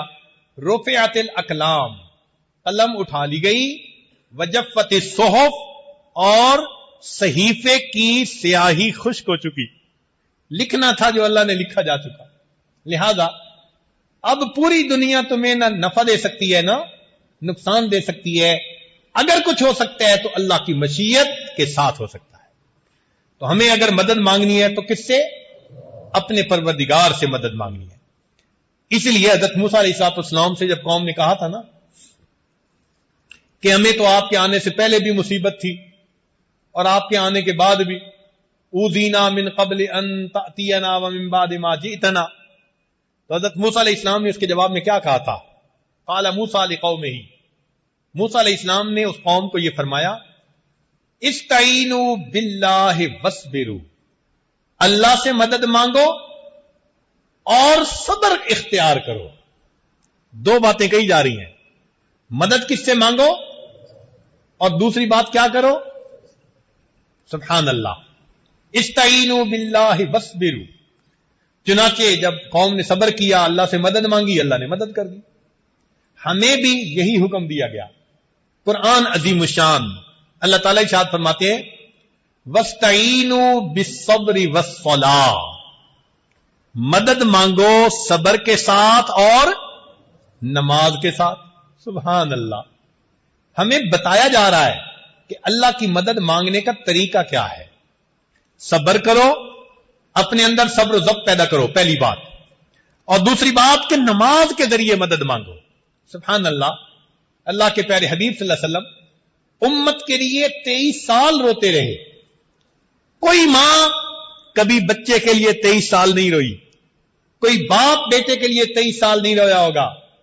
मेरे आका सल्लल्लाहु अलैहि वसल्लम उम्मत के लिए 23 साल रोते रहे। 23 साल रोने के बाद अल्लाह के हबीब सल्लल्लाहु अलैहि वसल्लम उम्मत को बेयारो मददगार छोड़ के नहीं चले गए, बल्कि इस उम्मत को नमाज के जरिए अल्लाह से मांगने का तरीका सिखा कर गए हैं कि अगर मेरे जाने के बाद तुम पर कोई वक्त आ जाएगा तो तुम उस वक्त नमाज के जरिए अपने रब से मांगना। जब किसी दफ्तर से काम करवाना होता है ना, तो एप्लीकेशन भरनी पड़ती है। हज पे जाने एप्लीकेशन भरो, वीजा लेने एप्लीकेशन भरो, अल्लाह से मदद मांगनी है एप्लीकेशन भरो। उस एप्लीकेशन का नाम नमाज है। लिहाजा हमारे असलाफ का यह तरीका था, जब किसी पर कोई मुसीबत आती थी वुजू करके 2 रकत नफल पढ़ा करते थे, अल्लाह से दुआ मांगते थे। ये 2 रकत नफल पढ़ के अल्लाह से दुआ मांगना ये तरीका है। काश के इन हालात में हम इसको अपनी जिंदगी का एक हिस्सा बना लें। कोई रात हमारी तहज्जुद के चंद रकत के बगैर न गुजरे। हम अल्लाह से उठकर मांगे, अपनी मदद अता कर दीजिए। चुनाचे नमाज के जरिए अल्लाह की मदद उतरती है। सुनिए, फतावा तातार खानिया में लिखा है कि जो शख्स फजर की सुन्नतें घर पढ़कर मस्जिद में जाता है, एक तो फजर की सुन्नतें खुद सुन्नतें हैं, एक उनको घर में पढ़ के मस्जिद में जाना यह अलग सुन्नत है। तो जो बंदा इस सुन्नत पर अमल करता है, अल्लाह 3 इनाम अता फरमाता है। एक, उसके घर में झगड़े खत्म हो जाते हैं। उसके घर में झगड़े, आज देखो तो मेरे ख्याल है 90% से ज्यादा लोग कहेंगे घर की मुसीबतें हैं। औलाद की नाफरमानी, बीवी की परेशानी, घर के तकाजे पूरे नहीं होते, मियां बीवी के दरमियान नहीं बनती। तो फरमाया जो फजर की सुन्नतें घर में पढ़कर मस्जिद में जाएगा, अल्लाह ताला 3 इनाम देते हैं। पहला इनाम कि उस बंदे के घर के झगड़े अल्लाह खत्म फरमा देते हैं। दूसरा, उस बंदे के रिज्क में अल्लाह कुशादगी अता फरमा देते हैं, यानी जॉब के और बिजनेस के भी मसले खत्म, कारखानों के मसले खत्म, मार्केट के मसले खत्म, रिज्क की कुशादगी, कर्जों के मसले खत्म। जो घर में सुन्नत पढ़कर जाता है, 3 इनाम। घर के झगड़े अल्लाह खत्म फरमा देते हैं। नंबर 2, अल्लाह ताला रिज्क में कुशादगी अता फरमाते हैं।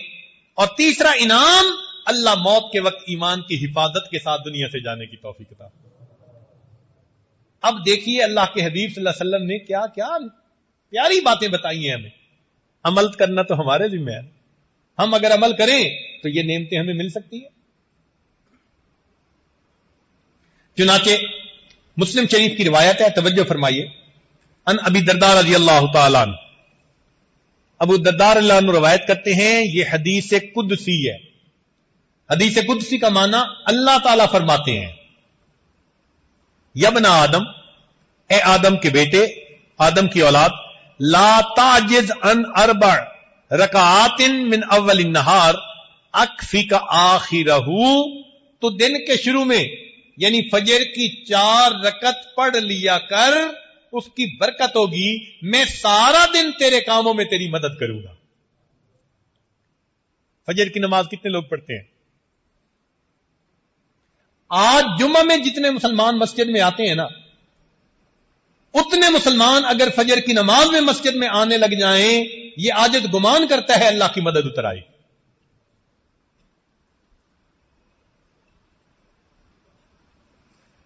तो फरमाया दिन के शुरू में 4 रकत पढ़ लिया कर, मैं सारा दिन तेरे कामों में तेरी मदद करूंगा।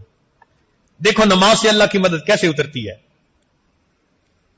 ये नमाज अजीब नेमत है, बंदे को अल्लाह से मिला देती है, बल्कि बंदे को अल्लाह का महबूब बना देती है।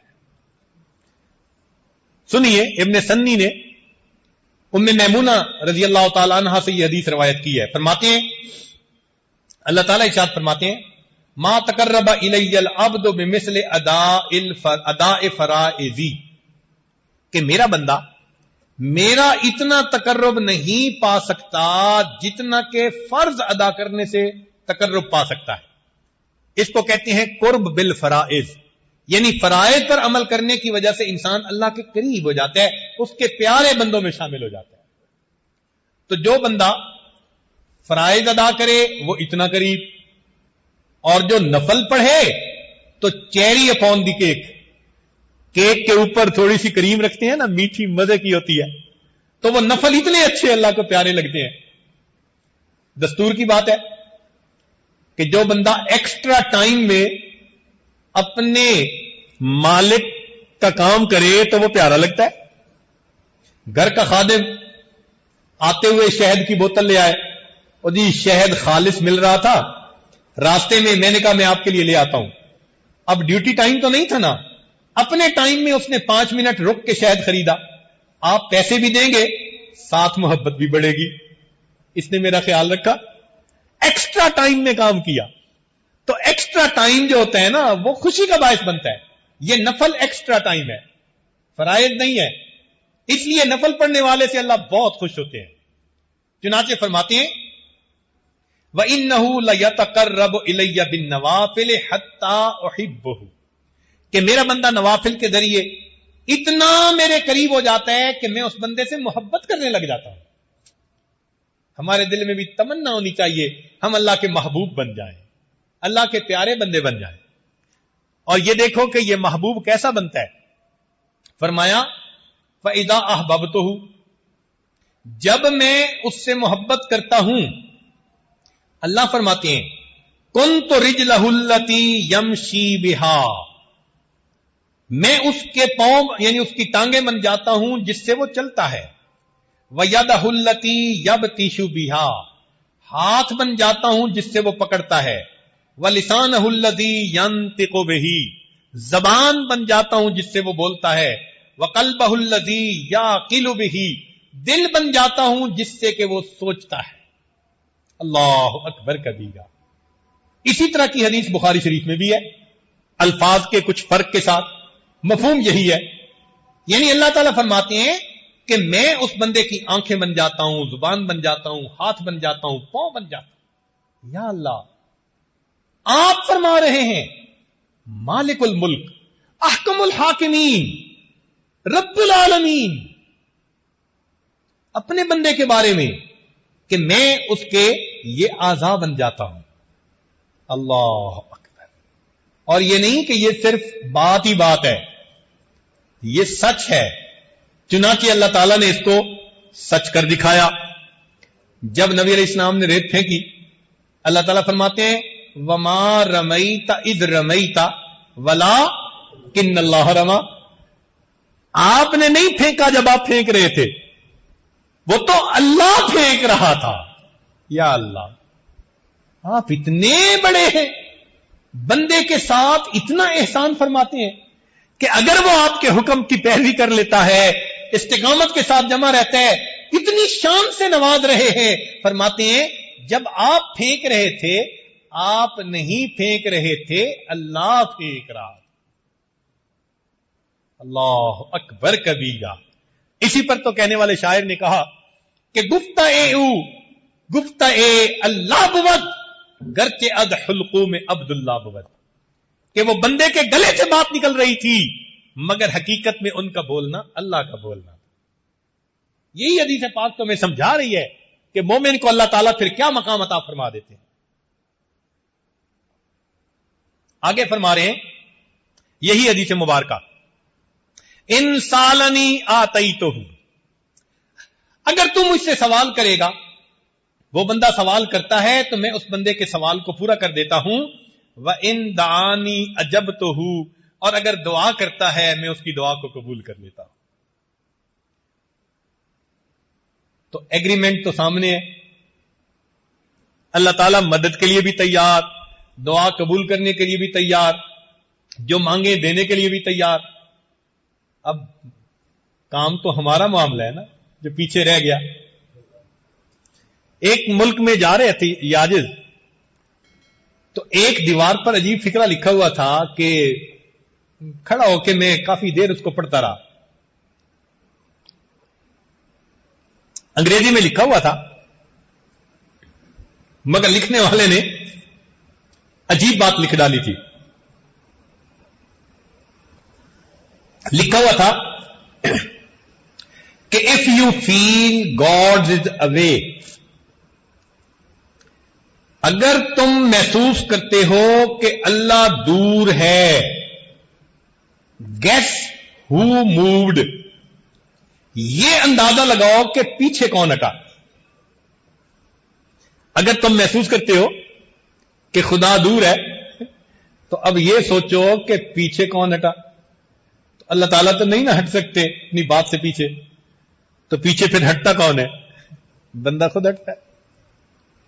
تو ایگریمنٹ سامنے ہے. اگر ہم اللہ کے بندے بن جائیں, سر کے بالوں سے لے کے پاؤں کے ناخنوں تک اللہ رب العزت کے حکموں پر عمل کرنے والے بن جائیں. اللہ فرماتے ہیں میں زبان بن جاؤں گا, میں آنکھیں بن جاؤں گا, میں پاؤں اور ہاتھ بن جاؤں گا, جو مانگو گے میں دوں گا, جو دعا کرو گے میں قبول کروں گا. سبحان اللہ. یہ سب سے آسان طریقہ ہے اس دنیا میں کامیابی اور غلبہ حاصل کرنے کا. اس سے زیادہ آسان طریقہ دنیا میں کوئی نہیں ہو سکتا.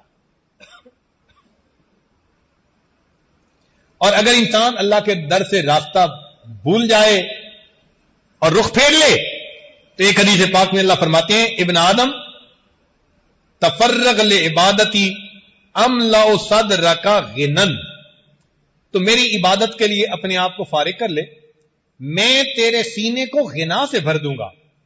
واسد فقرک, تیرے فقر کو روک دوں گا. والا تفل, اگر ایسا نہیں کرے گا ملأت صدرک شغلا, میں تیرے سینے کو شغل سے, کاموں سے بھر دوں گا. ایک ختم نہیں ہوگا, دوسرا, تیسرا, چوتھا, جیسے کہ آج کل ہم پریشانیوں میں گھرے ہوئے. ولم اسد فقرک, اور میں تیرے فقر کو پھر روکوں گا نہیں. اتنا کمائیں گے, جتنے گھر کے لوگ ہیں سارے کے سارے نوکریاں کرتے ہیں, خرچے پھر پورے نہیں ہوتے. جس کو دیکھو اسی کو گلا, خرچے پورے نہیں ہوتے. تو یہ خرچے تو پھر اللہ ہی پورا فرمائے. تو ہمارے پاس ایک ہی راستہ ہے کامیابی کا کہ ہم اپنی نگاہیں مخلوق سے ہٹائیں اور کس ذات پر جمائیں؟ اللہ پر. اور یوں کہیں حسبنا اللہ, ہمیں اللہ, اس لفظ کو ذرا سوچئے گا, یہ ہم بہت بڑی بات کر رہے ہیں. ہمارے لیے اللہ کافی ہے. اس لیے اللہ فرماتے ہیں وتوکل علی اللہ وکفی باللہ وکیلا, من یتوکل علی اللہ فہو حسبہ, جو اللہ پر توکل کرتا ہے اللہ اس کے لیے کافی ہوتا ہے. وعلی اللہ فتوکلوا ان کنتم مؤمنین, فرمایا الیہ یرجع الامر کلہ فاعبدہ وتوکل علیہ. ہمیں بار بار کہا گیا اللہ پر توکل, اللہ پہ دھیان, اللہ پہ نظریں جماؤ. لہذا جو اللہ کا دوست بنتا ہے پھر اللہ رب العزت اس کا معاملہ خود سمیٹتا ہے. حدیث مبارکہ سن لیجئے, فرمایا من عاد لی ولیا فقد آذنتہ بالحرب, جس نے میرے ولی سے دشمنی کی میرا اس کے ساتھ اعلان جنگ ہے. سنیے اللہ کا دوست بننے کا فائدہ.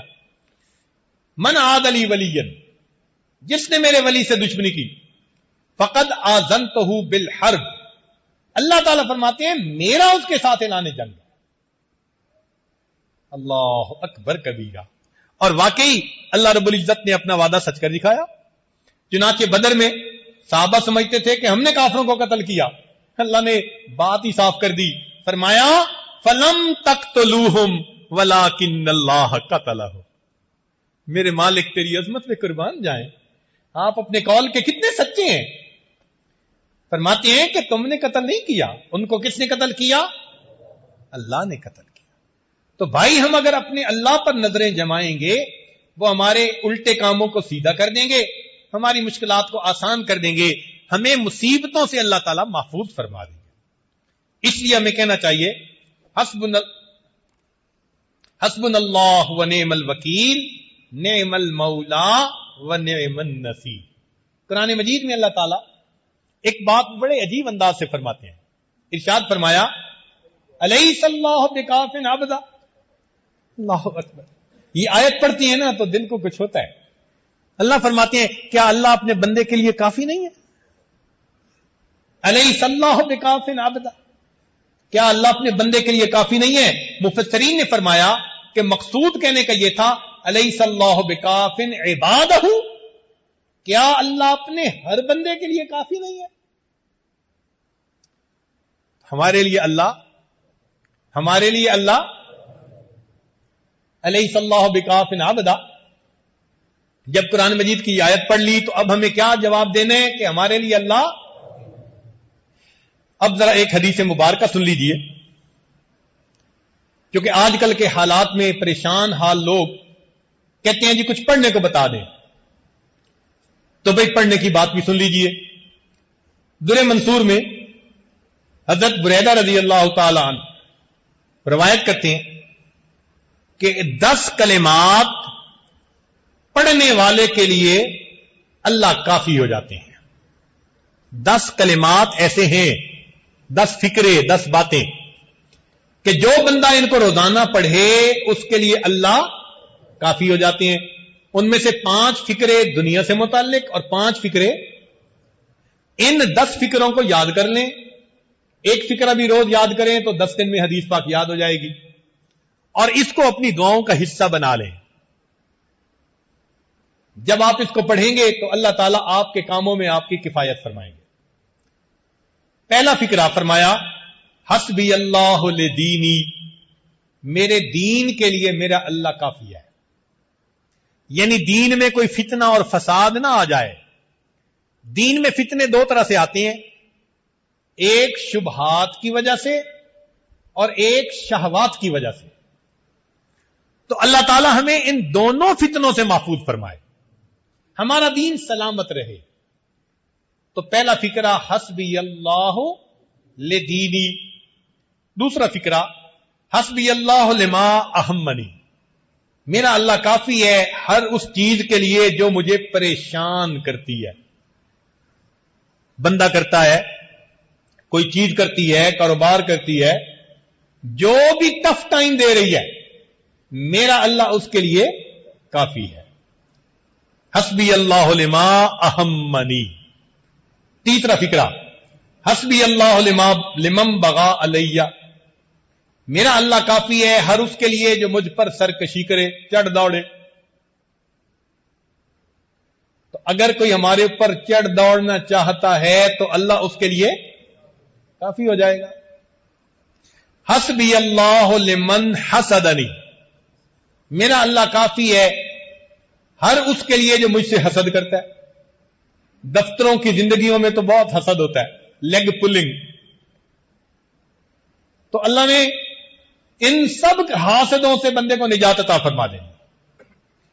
اور 5واں حسبی اللہ لمن قادنی بسوء، میرا اللہ کافی ہے ہر اس کے لیے جو میرے خلاف برے منصوبے بناتا ہے۔